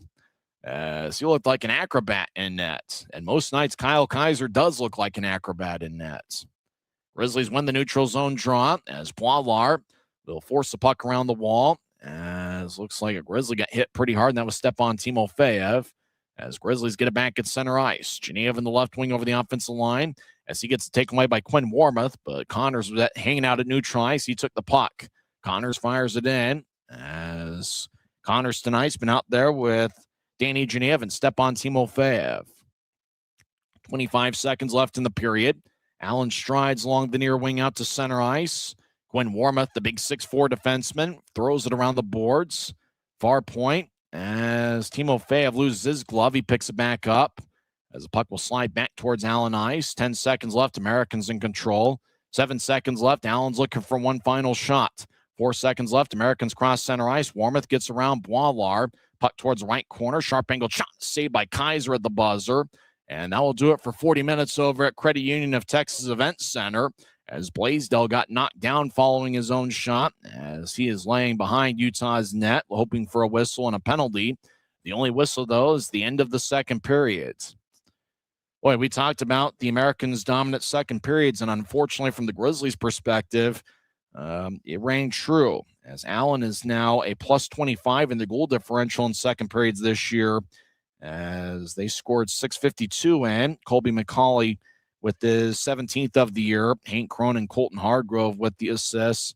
And then Michael Gildon got a breakaway as he got a long-range pass from Sam Sedley. Gildon got behind the Utah defense and made a nice move, just kind of dangling back and forth, and then fired a backhand shot right past the left ankle of Kyle Kaiser. Just tried to do the splits and extend his pads out. But Gildon found the back of the net, 14:53 in. Sedley and Prefontaine with the assists. And for the Allen Americans, let's take a quick look at the shot count before we head to break. The final shot count of the second period is the Grizzlies with 10 shots and Allen was 17. So it was 17-10. Allen had the shot advantage in the second period. And through two periods, Allen has outshot Utah 28-25. We'll come back and talk some hockey and recap what's happened over the first 40 minutes. And we'll also go over some league scores, and we'll check in on the Mountain Division standings. After 40 minutes of play, it's the Allen Americans 2 and the Utah Grizzlies 1. This is the Utah Grizzlies Hockey Network. We're 20, and yeah, we're celebrating big. Because in 20 years, we didn't just make the gear. We made hockey cooler. They said we were too loud, too flashy, too different. They told us to tone it down. The Warriors don't tone it down. We go full throttle. And this is just the start. 20 years in and we're just getting warmed up. We're still the brand that makes the gear you can win in, chirping, partying. And if you thought we were bold before, just wait. The next 20 years start now.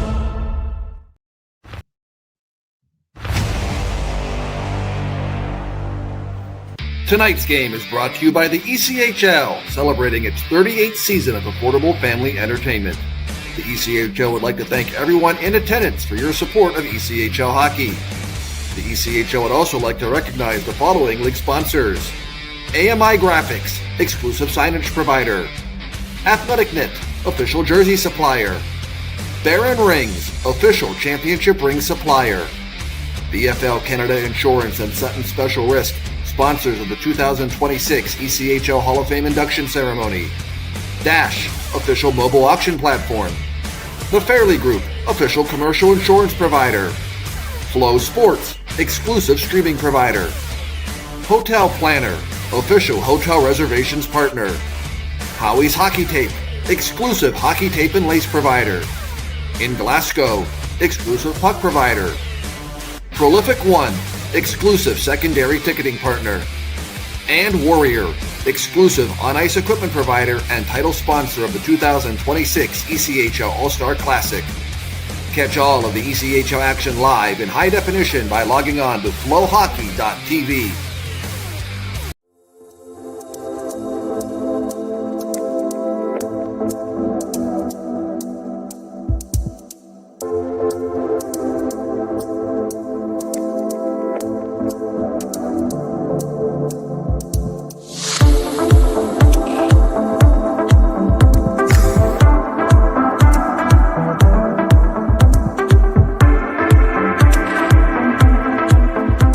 Les Schwab changed the tire game more than 70 years ago. Today, we still believe that you should get more from less. Like exclusive tires we design ourselves means more tires made for the roads that you drive, less compromise. And we include America's best tire warranty in every tire we sell. It's more unbeatable warranty, less charging you extra. And our 60-day satisfaction guarantee means you'll be way more satisfied and way less stressed. For all this and more, you get more from less.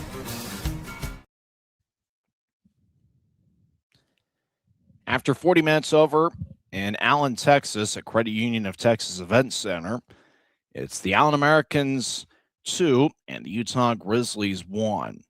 As it's been a very interesting first 40 minutes over at Credit Union of Texas Event Center. And really for the Grizzlies, it's, trying to get off to a quick start, and the Grizzlies did that.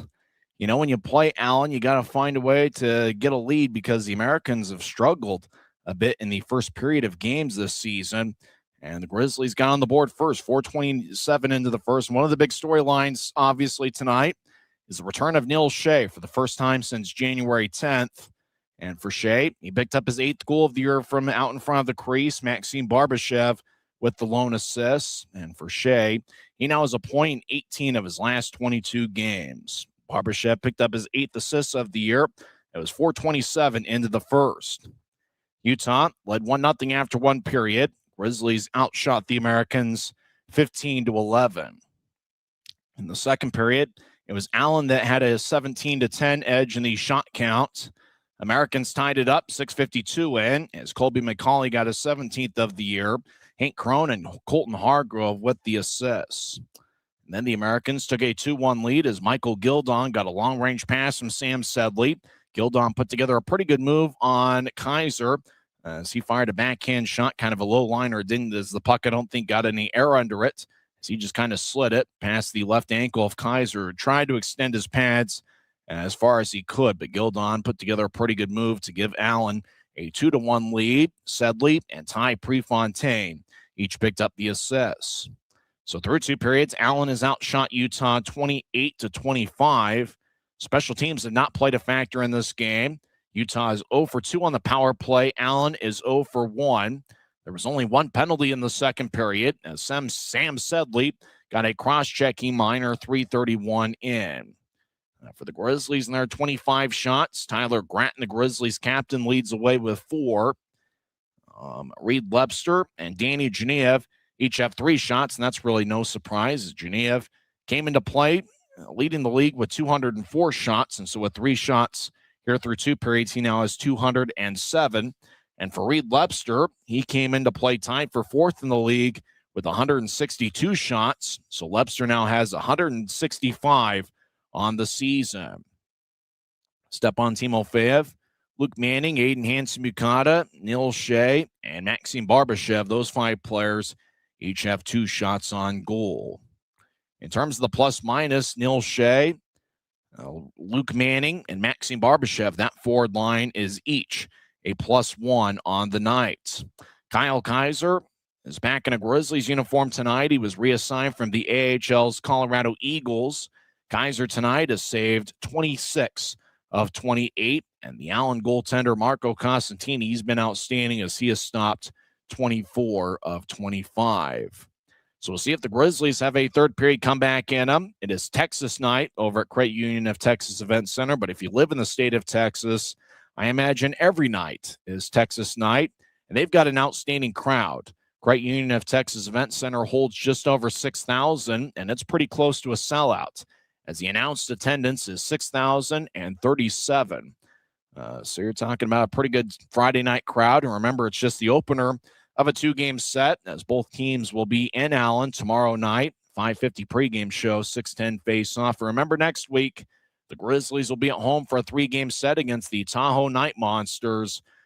The opener of that series is going to be on Wednesday, February 25th, and the Grizzlies will also face Tahoe for Grizzlies Fight Cancer Weekend on February 27th and 28th.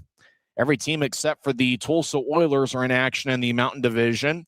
Other Mountain Division scores after 2 periods, Kansas City leads Wichita 4-2, as Kansas City has goals from 4 different players.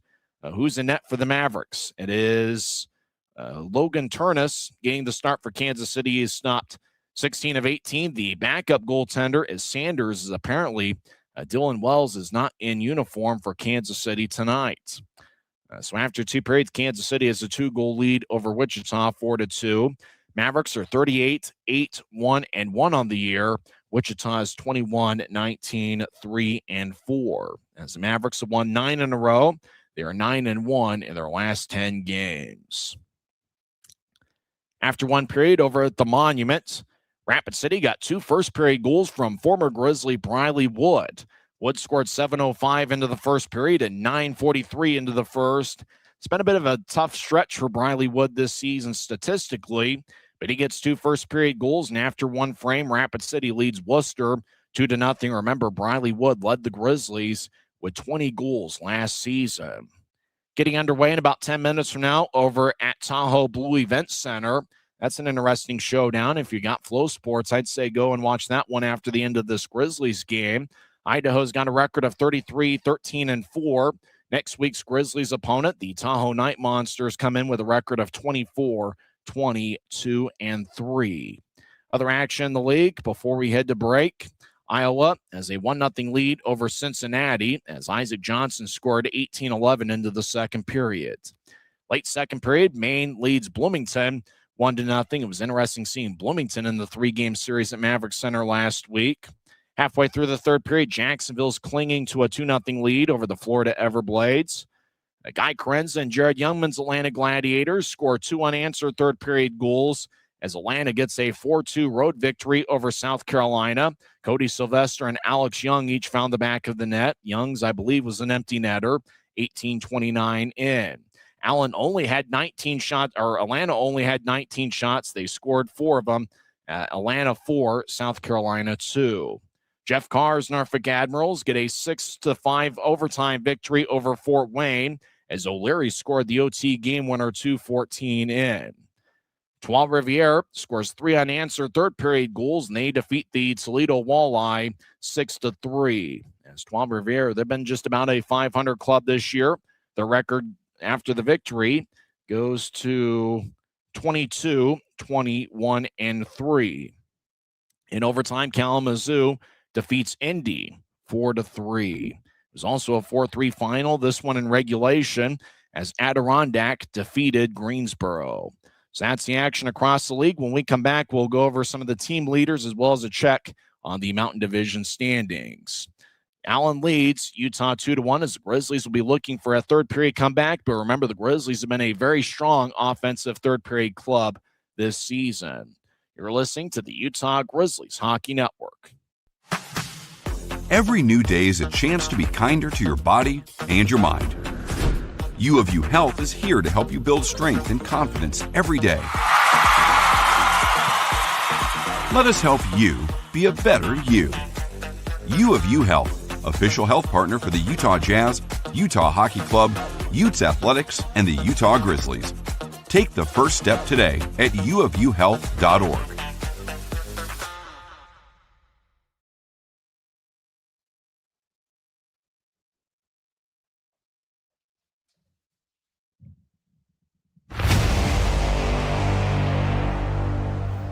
Tonight's game is brought to you by the ECHL, celebrating its 38th season of affordable family entertainment.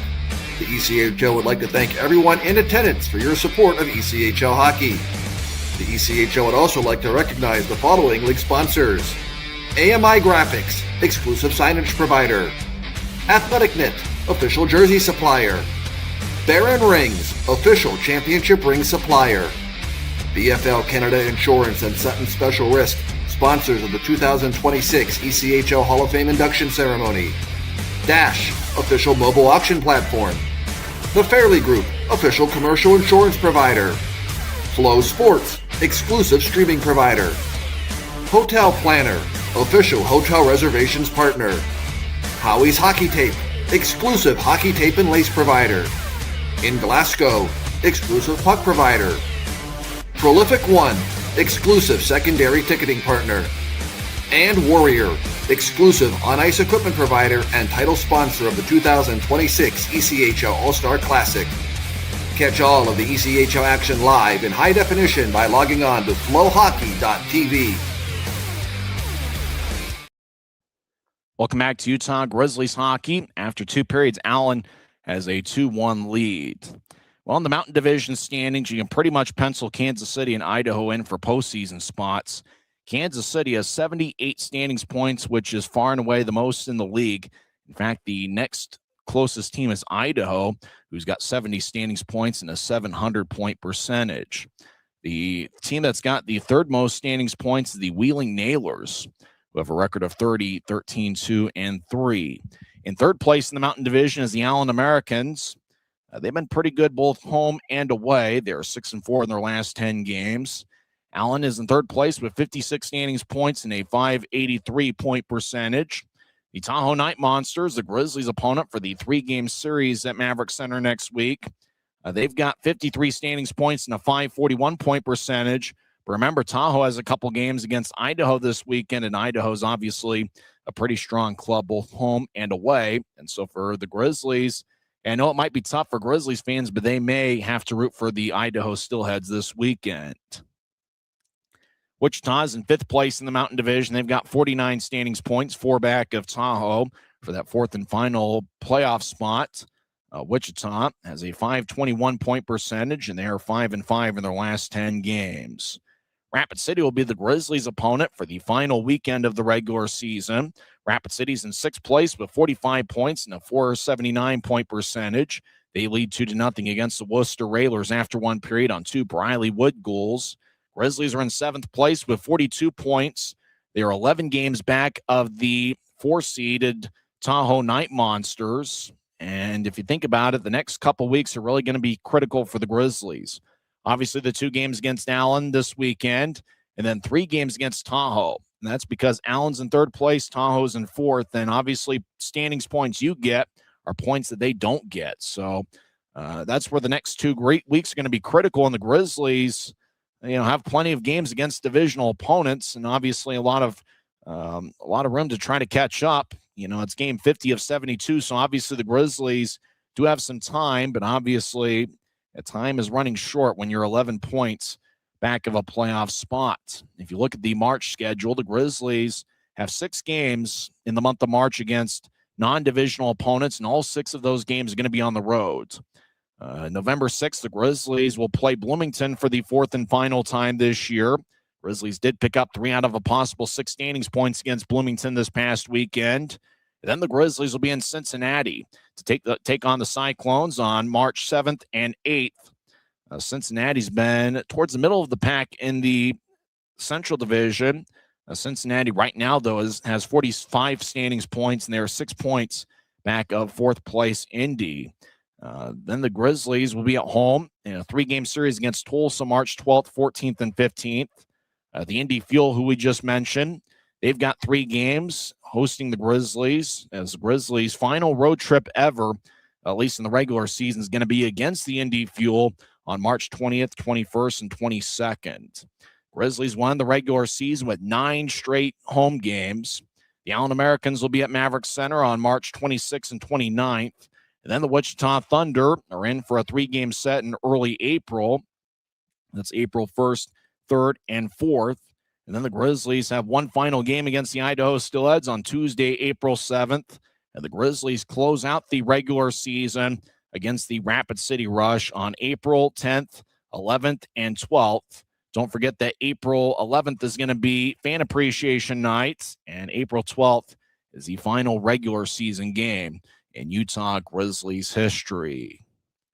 Well, both teams are on the ice as the Grizzlies are looking for a third-period comeback. Utah's been a dominant third-period club offensively as of late. Remember, the Grizzlies overcame a 3-0 deficit. They scored 3 goals in 5 minutes and 9 seconds to get a 3-3 tie after regulation against Bloomington. The Grizzlies, over the last 13 games, and really just look back to the 7 games in February. Grizzlies have scored 16 third-period goals on 69 shots over the last 7 games in the third periods. So obviously the Grizzlies have had a lot of third-period success, and they're going to need some of that magic here in the third period to try to escape and get some standings points against a pretty good Allen Americans club. In the third periods this season, the Grizzlies are outscoring opponents 61-60. So Utah's just about break even in the third periods. As for the Allen Americans, they have outscored opponents 59-53 in the third periods, a +6 goal differential. To start the third period, the Grizzlies will have a forward line of Neil Shea, Luke Manning, and Maxime Barbashev, and a defensive pairing of Aiden Hansen-Bukata and Colby Enns. The puck is dropped and we're underway for the third period, and we do ask for a little bit of patience as unfortunately we are at the mercy of this one video feed. As the Americans, number 25, Trevor Ladon dumps it in. Ladon is 6'1", 205 pounds. We get a whistle as both teams are battling for positioning along the far wing boards. And I don't know if the penalty was called. It might just be offside, as the puck's going to be at neutralized, Grizzlies territory near dot. Allen makes their first line change of the third period, just 15 seconds in. As Quinn Wormuth exits the ice, Anthony Costantini, the twin brother of the Allen starting goaltender Marco Costantini. Not sure which one came to the earth first. Grizzlies win the draws. They skate towards the right side. I'm pretty sure there's a Google search that tells us which one came out first. As Anthony Costantini, right behind his twin brother, rolls along the far wing boards. Grizzlies skate from left to right again. Now left wing. Lefty shot by Manning goes wide. As ends around the boards towards Hanson Buchanan to the left wing. Lefty shot, and that one's blocked away. As Manning had another good look from the left circle. Colby ends, feeds it up top, but it's wide of Hanson Buchanan onto an Allen American. As Watts slides it to the middle of the ice. It's picked off by AHB, who moves it ahead. As the puck ricochets off the boards to center ice. Allen gets it back left wing as Andre Anania fires it in. Anania has been a strong performer this season for Allen. He's got a +12 rating in 46 games. Allen rolls along the boards, pucks towards the right side. Now the Americans get it to the right circle as Allen feeds it towards the right corner as they skate towards the point. Up top, they're looking for Anthony Costantini, and it was knifed away on a good defensive play by Maxim Barbashev. Barbashev's played a strong two-way game for the Grizzlies. He's picked up 1 assist, and he's put together some good defensive plays as well. As Grizzlies cross center ice, flying down the left wings, Reed Lepster. Lepster backhand shot. Saved by Costantini. Boy, what an effort by Reed Lepster. He got the puck, and he just streaked like a bolt of lightning down the left wing. Got towards the circle and fired a backhand shot that Costantini made a glove save on as there's 18:26 left in the third. Boy, what can you say about Reed Lepster? He's done just about everything for the Grizzlies. He's got 7 goals in his last 8 games. He is tied for 7th in the league with 47 points, 28 goals and 19 assists. And how about over his last 13 games? He's got 21 points, 11 goals and 10 assists. Just about every statistical category, Reed Lepster's been outstanding. He led the Grizzlies in the 2025 calendar year and always been a strong performer here so far in 2026. Puck slides to the middle of the ice, about 20 feet in front of Kyle Kaiser. It was reassigned to the Grizzlies from the AHL's Colorado Eagles earlier today. Puck goes from one corner to the other as Hank Crone will sweep it off the boards. Sedley gets it back towards the left corner. Off of Crone, it rolls to the right corner as Grizzlies take it. As Utah gets some lumber in the back from Ty Prefontaine. As Prefontaine tries to break free. Now towards the right side, lefty shot goes wide. Not sure if Kaiser got a piece of it. Sedley back towards the right wing as Allen dances around there in the offensive zone. They get to Colton Hargrove, who's got 1 assist tonight. He'll feed it towards Sedley off his stick. He couldn't get a shot off. Sedley around Utah's net, back towards Hargrove, who gets it to the left wing for Crone. He danced back and forth. There's like a shot blocker saved by Kaiser.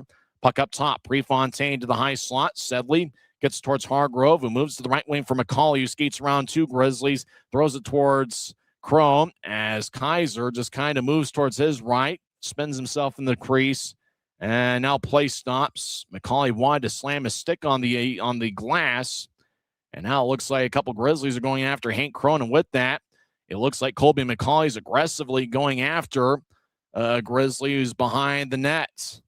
So you have Dokimov and John Gillette. Looks like McCauley wants a piece of Andrew Noel, and Noel's in his Grizzlies debut coming over from Cincinnati. Now Noel turns around, and he's got something to say for Colby McCauley as Colton Hargrove delivers a push on John Gillette. You have Dokimov looking nearby as McCauley and Noel. Now it looks like Hargrove wants to take it up with Noel. And McCauley grabs Noel behind the back of his jersey. Noel's like, what did I do? As it looked like the entire Allen Americans club wanted to go after Andrew Noel. Now Sedley has some things to say for Noel. Welcome to the Grizzlies, Andrew Noel. So it looked like everybody for Allen wanted to get after Noel. Now Colton Hargrove and Sam Sedley are talking to the officials. They think Noel should have picked up a penalty, as it looked like they were messing with Hank Crone behind Utah's nets. Now Hargrove is yelling at referee. Well, I think we got the wrong referees listed. Luke Gagden's one of the referees, but it looks like they've got the other one mixed up. They said that Camden Frazier was the other referee, but it looks like it's number 58 and not 51. John Gillette having a lighter moment with Colby McCauley, as both teams will finally cease and desist and go their separate ways with 17-16 left in the third. Although Colton Hargrove, the Allen captain, still pretty hot. So good defensive work by Kyle Kaiser and company, keeping it a 2-1 game. Faceoff's going to be at center ice. As Grizzlies a little bit slow to make their line change. Colton Hargrove, well, he's had a few words. Not sure that we can repeat what he said, but he's not happy.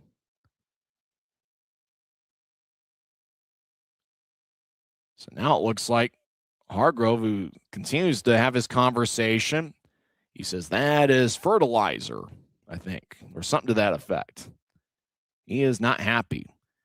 Draws near the Grizzlies bench, and it's won by Utah. As it looks like Andrew Noel and Ty Prefontaine have picked up matching penalties. So we're skating 4-on-4. This could open up the ice a little bit, and the Grizzlies can utilize their speed. As Shea gets taken away by Sam Sedley. 4-on-4 situations this season. The Grizzlies have scored 1 goal, and they haven't allowed any. As Allen over the offensive blue, it's 2-1 Americans.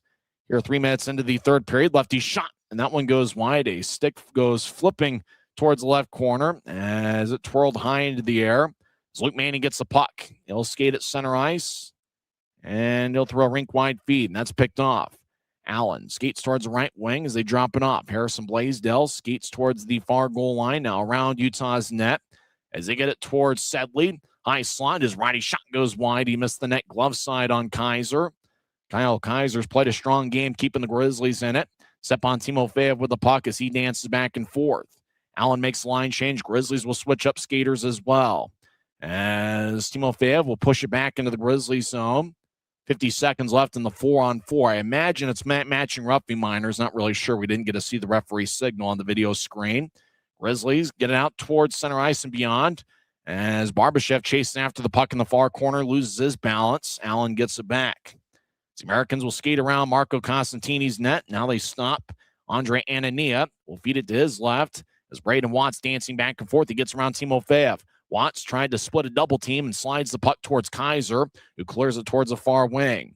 As Utah skates from left to right here in the period as we see it. As Timofeyev tried to move it up, Allen's able to keep it in. Now it's knifed away by Boilard. It goes to center ice. 10 seconds left in the 4-on-4. It's still 2-1 Allen. Neither team's really taken a good shot here in this 4-on-4 situation. Riley Connors, right wing shot, saved by Costantini. Now Timofeyev, right wing, righty shot, saved by Costantini, bounced off his glove. Back to skating 5-on-5. High slot, ends will fire towards the net, and that's blocked as John Gillette comes out of the bench. So I think Noel might still be in the box. Luke Salome fires towards the net. He scores! It might have gotten redirected as we're tied at 2. It might be Riley Connors getting his 13th of the year as he skates the celebration aisle first.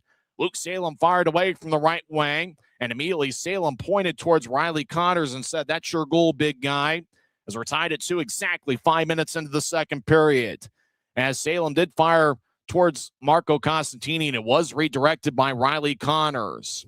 So how about that? Connors gets his 8th goal, and this the Grizzlies' 8th game in the month of February.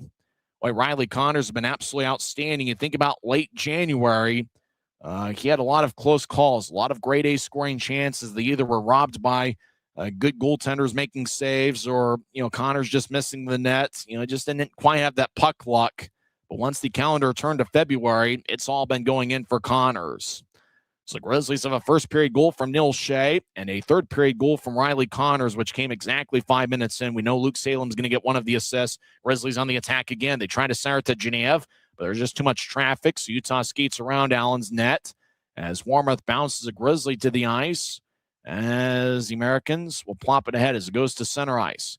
Allen skates towards the right wing as it's taken away by Utah. 2-on-2, Utah over the offensive line as Genève skates towards the left circle, take a lefty shot, and he didn't get much on it as he tried to toe drag and move it towards Costantini. As puck behind Allen's net, the Americans come up with it as Grizzlies spread the ice, and they'll filter some players on and off. Allen St. Crone dumps it in at the end of a shift. Kyle Kaiser plays behind his net. Grizzlies get it towards the far wing. Now the pass is overled as they try to get to Colby Enns. Enns tries to rescue the puck, and it goes back to Allen. As Ty Prefontaine gets bounced towards the boards. And the Grizzlies cross center ice. They hustle towards the right wing. Genève skates in. He'll feed it towards Lepster. Lepster backhand shot. Saved by Costantini. Puck still alive. Allen will pitchfork it out to center ice. Puck up the opposite of the center ice logo, which is the All-Star Classic logo. The All-Star Classic was played in Allen last month. Danny Genev represented the Grizzlies. Utah back deep in their own zone as there's 13:25 left in regulation, as it's the Grizzlies 2 and the Americans 2, as Riley Connors redirected the Luke Salem shot exactly 5 minutes in. Grizzlies throw it all the way down for an icing, as there's now 13:19 left in the third, as everybody will go towards Kyle Kaiser. The scoring on the tying goal, Riley Connors exactly 5 minutes in, redirecting a Luke Salem shot. Salem gets his 14th assist of the year, and Colby Enns gets his 6th assist, as Enns now has a helper in back-to-back games. Third period shots, Grizzlies have taken 6, and Allen has 2, so Utah has a 31-30 edge in the shot count. Allen has the puck in the offensive zone. Braden Watts throws it behind his net as Boilard battles behind the net, and the Grizzlies come up with it. Reed Lepster out to center ice, and he'll shovel it in. As Friesen chasing after it, Lepster joins the play. Puck to the right side, it goes towards Friesen. Right white point. Lefty shot saved by Costantini as Gratton gets the puck. He'll get it up top. Grizzlies dance back and forth. Now they skeet towards the left circle. Utah with a lefty shot that goes wide. Hanson Buchanan chases after it. Allen will nudge it ahead towards Utah ice. Caddick chases after it. Tyler Gratton gets there first. Gratton, the Grizzlies captain, still looking for his first point of the night. Gratton has 4 shots, which is tied for the club lead. As Allen just hanging out at neutral ice. Now the whistle blows. So there's 12 minutes and 29 seconds left in the third. Timeout on the ice will take one as well. How about Riley Connors? He now has 8 goals in 8 games in the month of February. This is the Utah Grizzlies Hockey Network.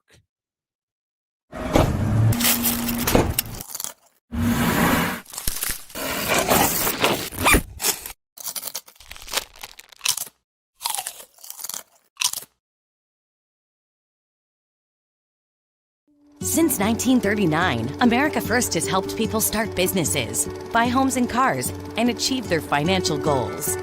Today, our top priority is still the financial success of you and your family, which is why we're giving new members $100 when they sign up for a basic savings and checking account, and another $100 when they upgrade to premium checking and enroll in and use direct deposit. So head to AmericaFirst.com today and join the credit union that always puts its members first.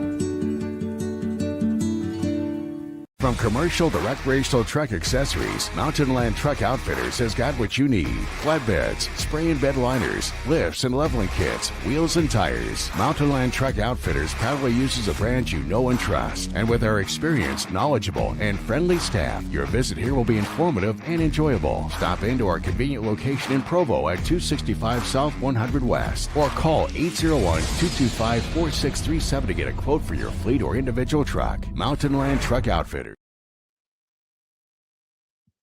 It's Texas night over at Credit Union of Texas Event Center, and we're tied at 2 as we played about 8 minutes of the third period. Grizzlies tied it up with a Riley Connors goal exactly 5 minutes into the third period.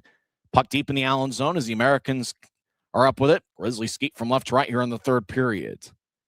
As Allen gets it out to center ice, Braden Watts tries to split a double team and try to move it to his right. The Grizzlies picked it off. They throw it up and not out. Now the Grizzlies chip it towards the Allen blue line as Anania ahead as an American. Danny Caddick goes down as he was knocked over by Aiden Hanson-Bukata as Kyle Kaiser taps behind his net for Luke Salem. Salem with 1 assist. He has 14 on the year. Barbashev off his stick as he's out there with John Gillette and Mikey Colella as puck towards neutral ice. Now slides towards Colella near the Allen bench. He gets hit and taken off the puck as the Americans come back up with it. You almost have that feeling that whoever scores next might end up winning this game. Shots are pretty close to even. Grizzlies with 31. Allen has 30.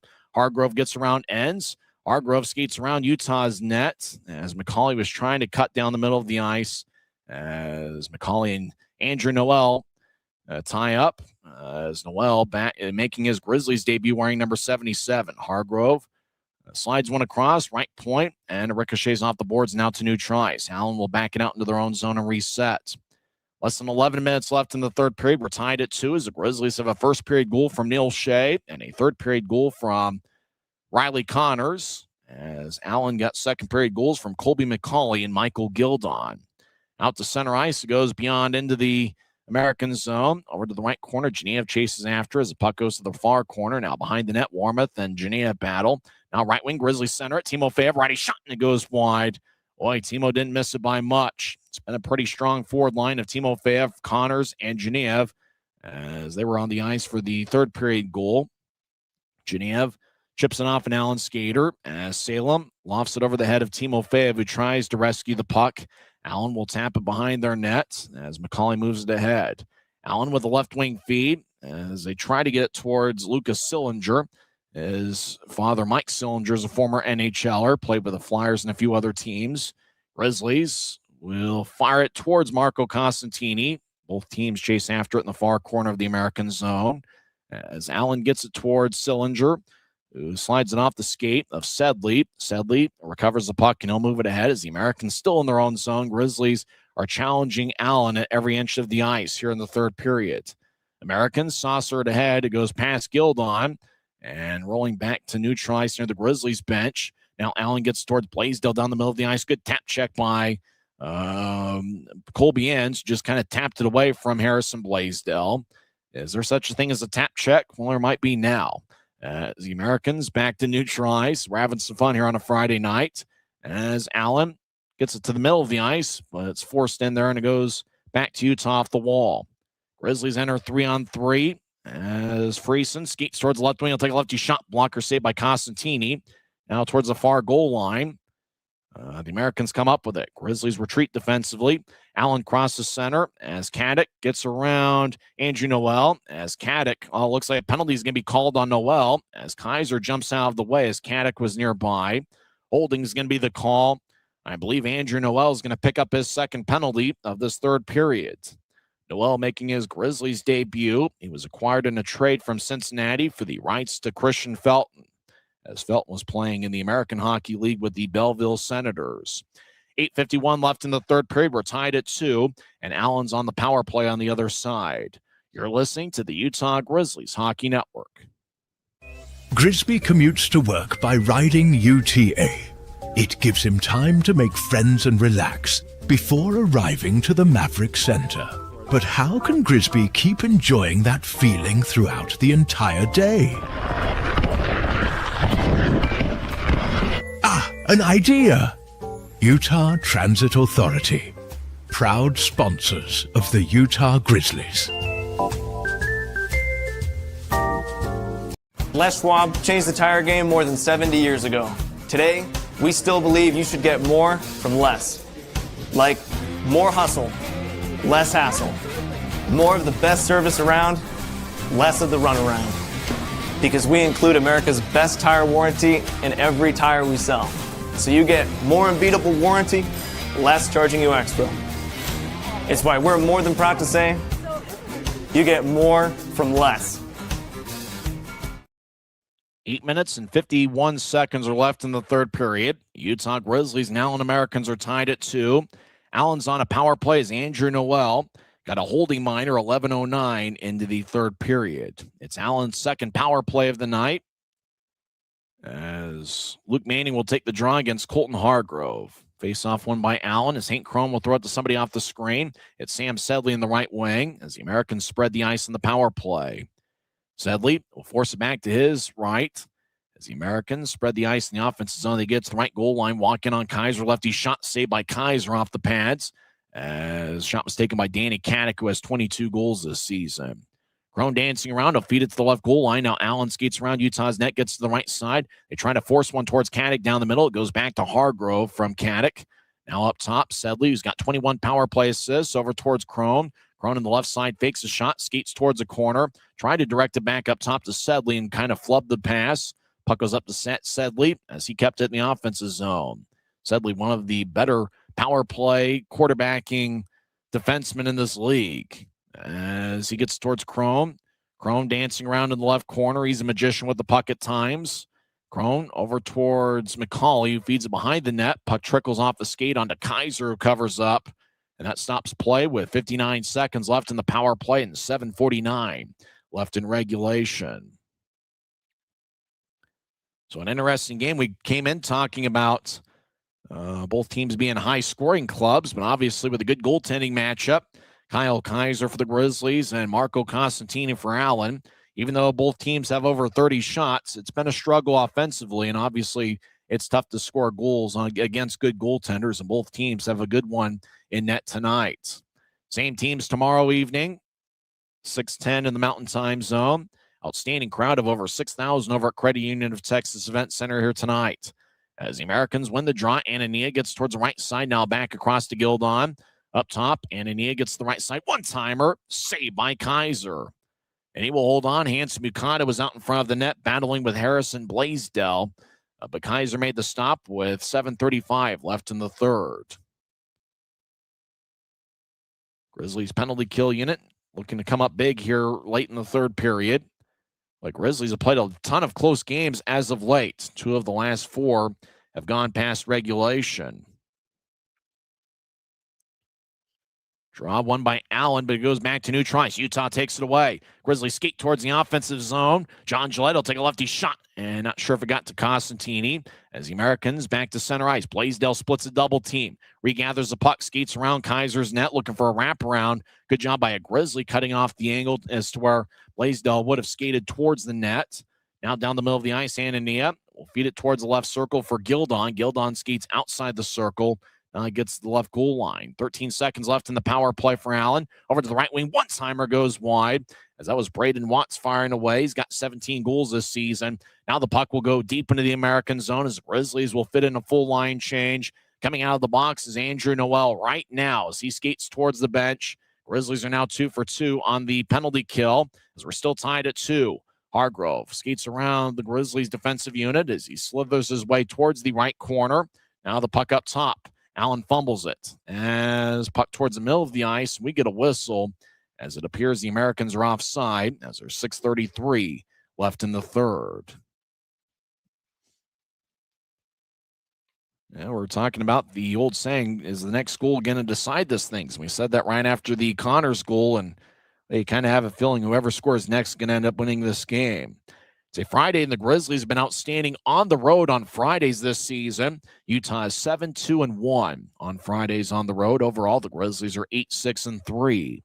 So a good day of the week for the Grizzlies to come away with 2 standings points. Out to center ice, Luke Manning backhands it in as he was just outside the Utah line. Shea chasing after it. He's back for the first time since January 10th, and he made his presence felt with a first period goal. Allen over the offensive blue as they skate towards right circle. It's tapped away by, I believe, Andrew Noel. As Noel wearing number 77. Loose puck as Colby Enns gets a good side check from an American. As Enns keeps his balance, Grizzlies will chip it off the near wing boards out to center ice. Allen recovers it at their blue line. Sedley gets back checked by Barbashev as Sedley slithers his way around 2 Grizzlies, drops it for Hargrove in the left point of the Grizzlies zone. Trying to get it back towards Sedley, who gets pushed to the wall by a Grizzly. I believe that was Hanson Bukata. As an American takes a spill behind Utah's net. Puck goes up top. 5:40 left in the third period. Sedley gets towards Crone, who takes a lefty shot that goes wide. Crone had 3 goals against the Grizzlies on December 3rd at Credit Union of Texas Event Center. Utah 1-3 over the offensive blue as Gratton curls in the right point. I try to spin it across. The pass went awry. As the Americans skate back in, Gratton spins an American. As we get a whistle, as I believe Allen was caught being offside with 5:21 left in the third.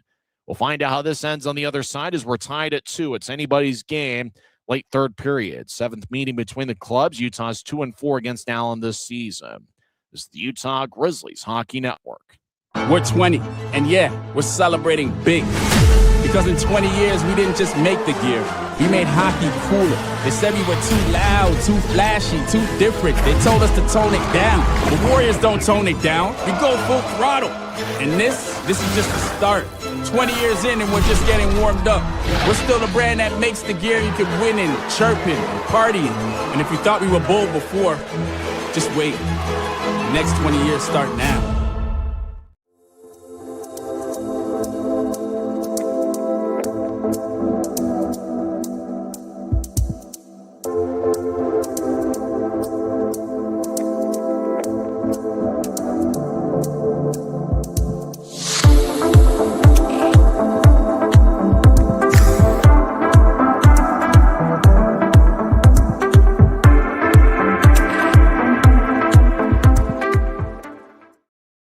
looks to be a fun one over at Credit Union of Texas Event Center.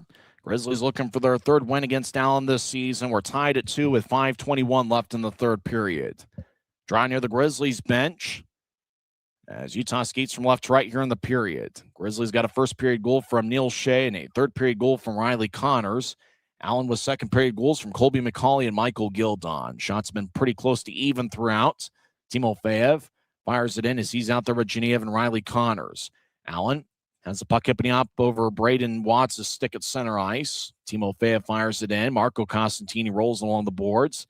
He's the Allen goaltender who's been solid so far tonight, and he's really had a strong season for Allen. As Allen tried to loft it towards center ice, I believe a hand pass is called as whistle blows with 4:52 left in the third. So it looks like we're itching for another one-goal game. 2 of Utah's last 4 games have been decided by 1 goal. In fact, 2 of the last 4 have been decided past regulation. The Grizzlies have had their issues past regulation, but so too have the Allen Americans. As Manning wins the draw over Michael Gildon, and Poilard will fire it in as the Grizzlies are rolling with 13 forwards and 5 defensemen tonight. Grizzlies left point, lefty shot, and that one's blocked. Might have gotten all the way towards Costantini as he had some traffic in front of him. Luke Manning and Neil Shea, 2-on-2 battle with 2 Americans in the far corner. Puck is taken by Allen, and a cross-country flight bounces at the Utah blue line. Poilard, with a good defensive play, moves it ahead. Now the puck towards the right corner. Poilard will bounce it off an American. As Allen skates towards the right goal line, now they get around Utah's net. They curl it out in front. Nobody was home. High slot, lefty shot goes wide. 4:13 on the moving clock, third period. Puck towards the right point. Watts whips it around the boards as the Americans have it curl off their stick, and the Grizzlies will carry it out to center ice. Colby Enns moves to his left. Grizzlies down the middle of the ice. They skate towards the left circle, take a lefty shot, and it goes wide. And that was Neil Shea looking for a second of the game, and he didn't miss by much. Gildon will bounce one towards the center ice logo where it's taken by McCauley. McCauley lefty shot, and a blocker saved by Kaiser. McCauley has 4 goals against the Grizzlies this season. Prefontaine to the middle of the ice, lefty shot. And that one goes wide and out of play. I believe that was Colton Hargrove taking the shot. Colby McCauley was in front of the net. And looked like he got blocked and out of play as McCauley looks at his left wrist. 3:40s left in regulation. We're still tied at 2. Both teams have a ton of offensive firepower. Allen tied for 4th in the league, averaging 3.48 goals per game. Grizzlies obviously are averaging close to 5 goals per game in the month of February, and Utah is in 7th place, averaging 3.29 goals per game. Allen wins the draw. Ty Prefontaine gets the puck in the left corner as he's got McCauley and a couple Grizzlies over there. Prefontaine gets up top to Hargrove. Left point, lefty shot, saved by Kaiser, and he holds on as there's now 3:26 left in the third period. So it looks like Allen just trying to establish offense's own time where they can. And for the Grizzlies, well, they're trying to get some offense's own time in their own right. Maybe they can get out and open ice and utilize their speed, something of that nature. They mentioned the 1-goal games. It's actually 3 of the last 5 games that have been decided by 1 goal for the Grizzlies, dating back to February 7th, where they lost 4-3 to the Tahoe Night Monsters. Riley Connors will take the draw against Colton Hargrove. Connors scored exactly 5 minutes into the third period. He has 8 goals and 2 assists in the month of February. Skating against Hargrove, backhand shot, saved off the right pad of Kyle Kaiser. As Aiden Hansen-Bukata towards the middle of the ice, he dives and guides it towards his left. Grizzlies sky it towards the Allen line, gloved and dropped by Connors, who skates towards the left wing, backhand shot misses wide. As Timofeyev over towards Connors, who cycles it around. As taking the puck is Danny Genev. He skates towards the right circle. He fires lefty shot, saved by Costantini. Rebound shot goes just wide. As looked like Timofeyev had the second attempt, and he was out there with Connors and a couple Allen Americans. Allen forces it back deep in the Grizzlies zone. Utah retreats and gets it. Allen was able to make a line change. Grizzlies long-range pass is picked off. Allen tried to drop it for Braden Watts. Grizzlies push it back towards center ice.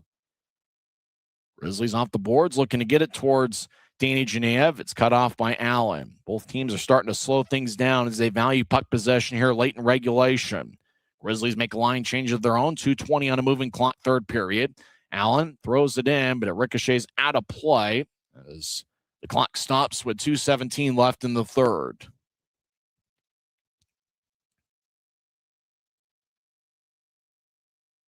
For the Americans, they've got a ton of forward depth. You look at just about everybody in their forward unit, and they've got double-digit goals and plenty of assists. They've got a pretty good roster to the Americans. Allen is 14-7-1 at home. They have outscored opponents 85-65, but the Grizzlies have been pretty strong on the road this season. Utah's got the most road goals of any team in the league. Allen crosses center ice, and Watts fires it in. Shea towards the right wing gets a good shoulder check from an American as Barbashev delivers a push on Allen. As action deep in the Grizzlies zone, there's now less than 2 minutes left in the third period. As Boilard slides it towards the corner for Shea. Neil Shea gets it and drops it as the Grizzlies tapping off the glass. Now Shea gets the puck and he'll sweep it up, but not out. Allen keeps it in as they skeet towards the middle of the ice. Now they curl towards the left wing as Anthony Constantini skates towards his right. He's in the high slot, takes a righty shot and is blocked as Salem was battling in front of the net with Danny Caddick. As Anania gets it across, Anthony Constantini slides one back across. Anania left point, his shot's blocked by Manning. Grizzlies come up with it. 1:22 left in the third. Grizzlies will lasso it out to center ice. As Watts enters left wing, he'll take a lefty shot that goes wide as he missed the net glove side on Kaiser. As Allen towards the right wing gets cut off by Boilard. As Barbashev in the area, looking nearby with Tyler Gratton. Puck goes up top. Americans get it towards Anania. He'll slide one back towards the right point. Constantini gets it just outside the right circle back to Constantini. One-timer gets blocked about 10 feet in front of Kaiser. 52 seconds left. Salem and Caddick go spinning after a loose puck in the left circle. As Grizzlies lose the puck at center ice, and Evan Friesen looked like he wanted a penalty as he thought he got hooked. 40 seconds left, still tied at 2.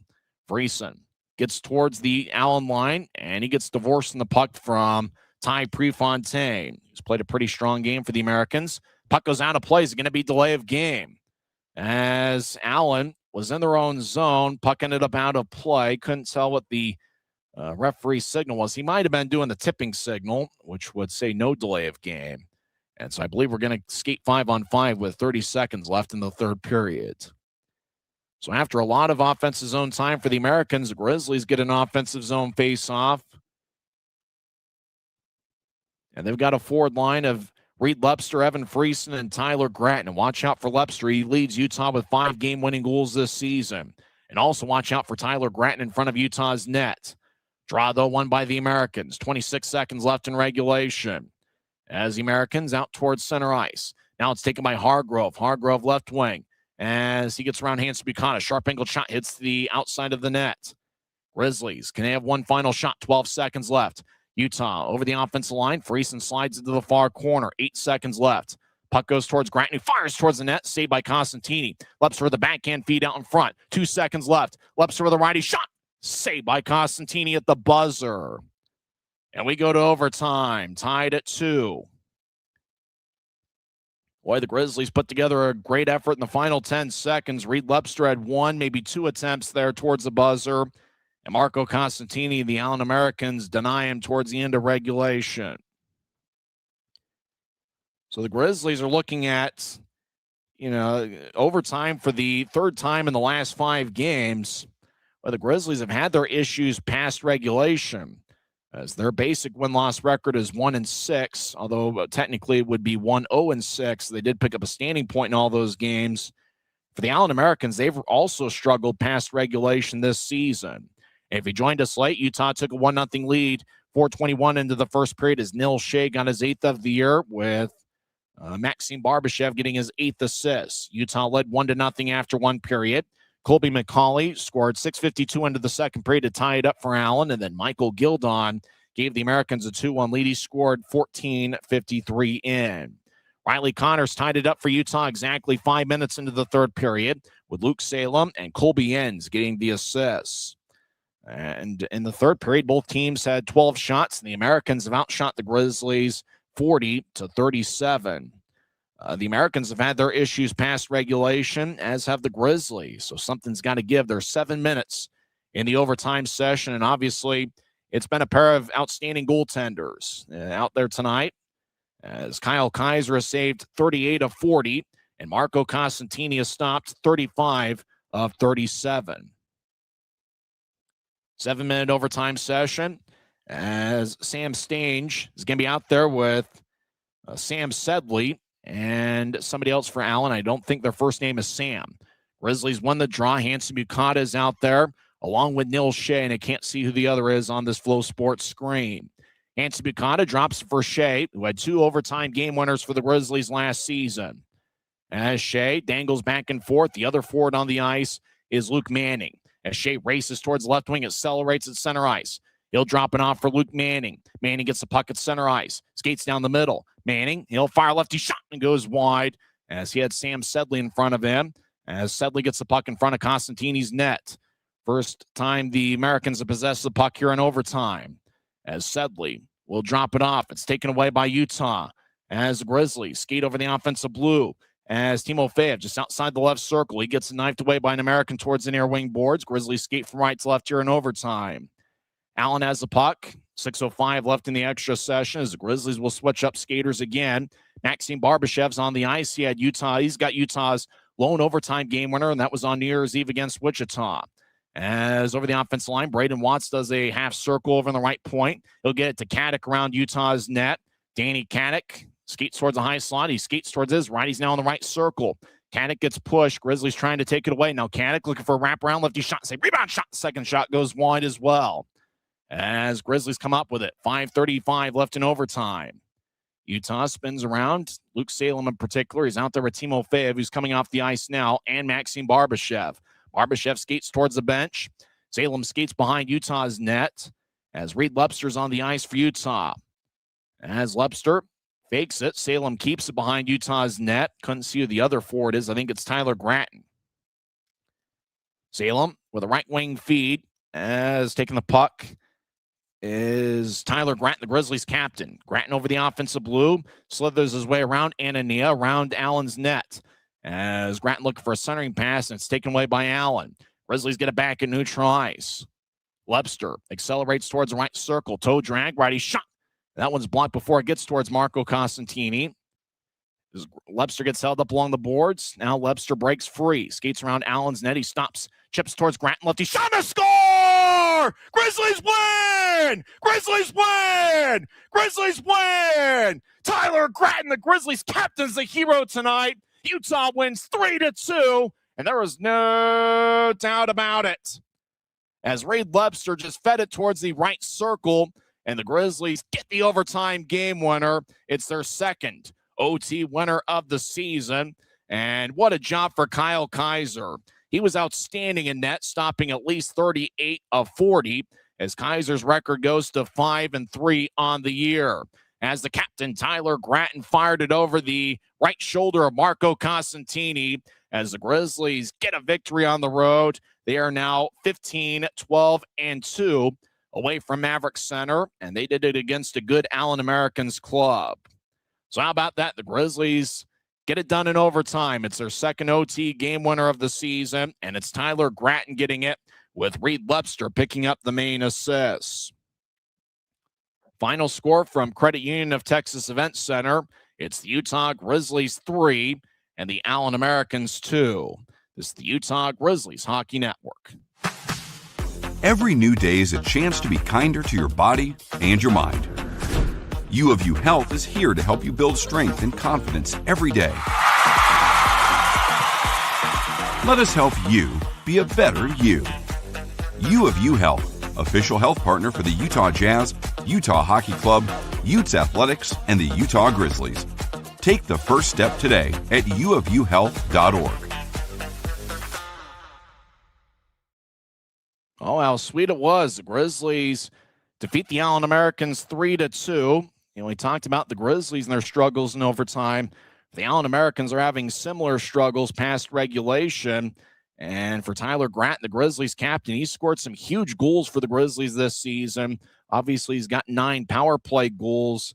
And for Gratton, just like Reed Lepster, they've both been outstanding in the month of February. Gratton now has a point in 9 of his last 10 games. We're still waiting for the official announcement on the box score of the goal, but it was 2:20 into overtime as Tyler Gratton just fired it stick side past the right shoulder of Marco Costantini, as Reed Lepster did a great job just kind of controlling the puck for about 10 seconds. Then he just kind of dropped it towards the right circle for Gratton.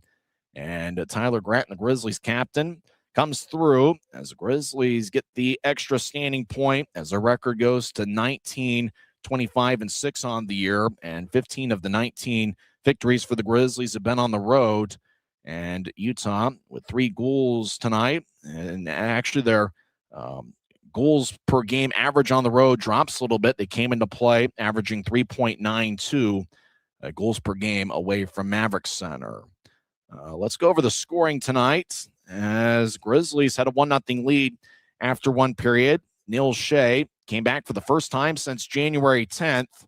And Shea was one of Utah's most dependable forwards last season, and he really was in the middle of a dependable second season with the Grizzlies. Shea came into play with 1 goal and 4 assists against Allen this year. Came back for the first time after missing 17 straight games, and he scored 427 in, with Maxim Barbashev picking up his 8th assist of the year. Utah led 1-0 after one period, and when leading after one period this season, the Grizzlies now have a record of 11-4-3, and they are now 9-3-2 on the road when leading after one period.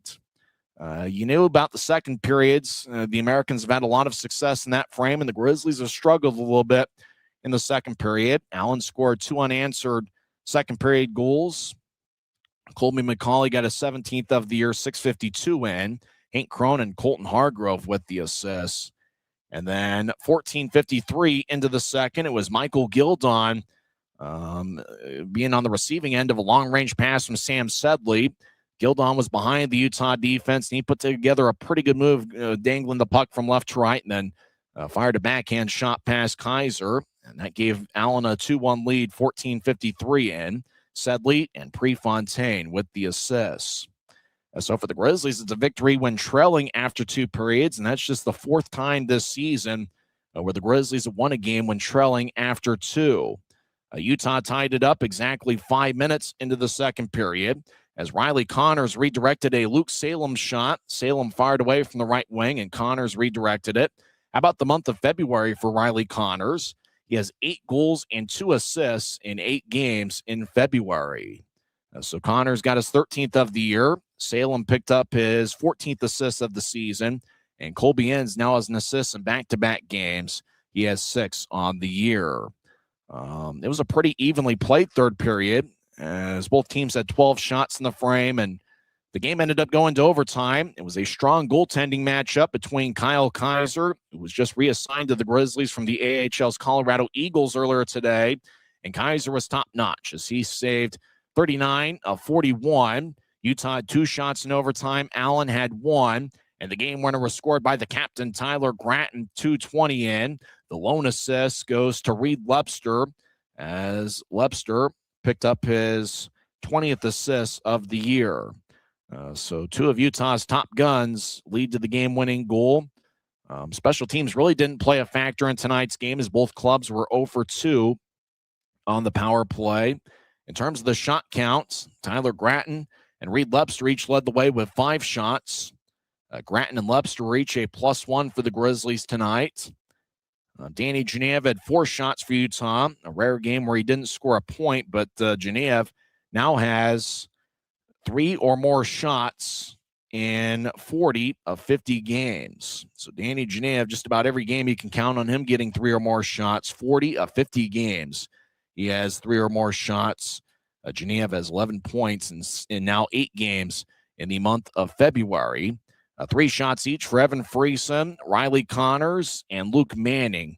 And just about everybody contributed for the Grizzlies tonight, as they had to get it done on both ends of the ice, not only offensively, but against a top-notch Allen offensive unit. The Grizzlies really had to do a job defensively, and they had to do so knowing they just had 5 defensemen by trade, and I thought the defensive unit held strong. Guys like Colby Enns and Aiden Hansen-Bukata.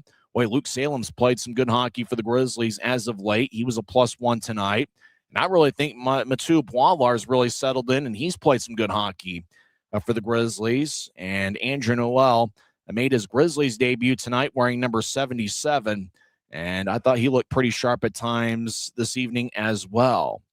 But, obviously when you needed to make a big play at the end, it was Tyler Gratton coming up with the big play as he received the pass from Reed Lebster, and Gratton fired it past Marco Costantini.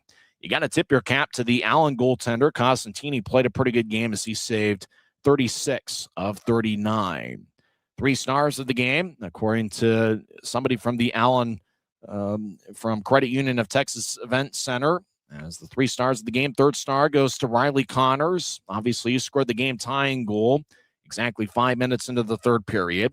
Connors had 3 shots for Utah tonight, and he is the 3rd star. 2nd star is Michael Gildon, who had 1 goal and was a +1. Gildon, remember, scored Allen's 2nd goal of the night, and that was 14:53 into the 2nd period. And the number 1 star is Tyler Gratton, who scored the game winner.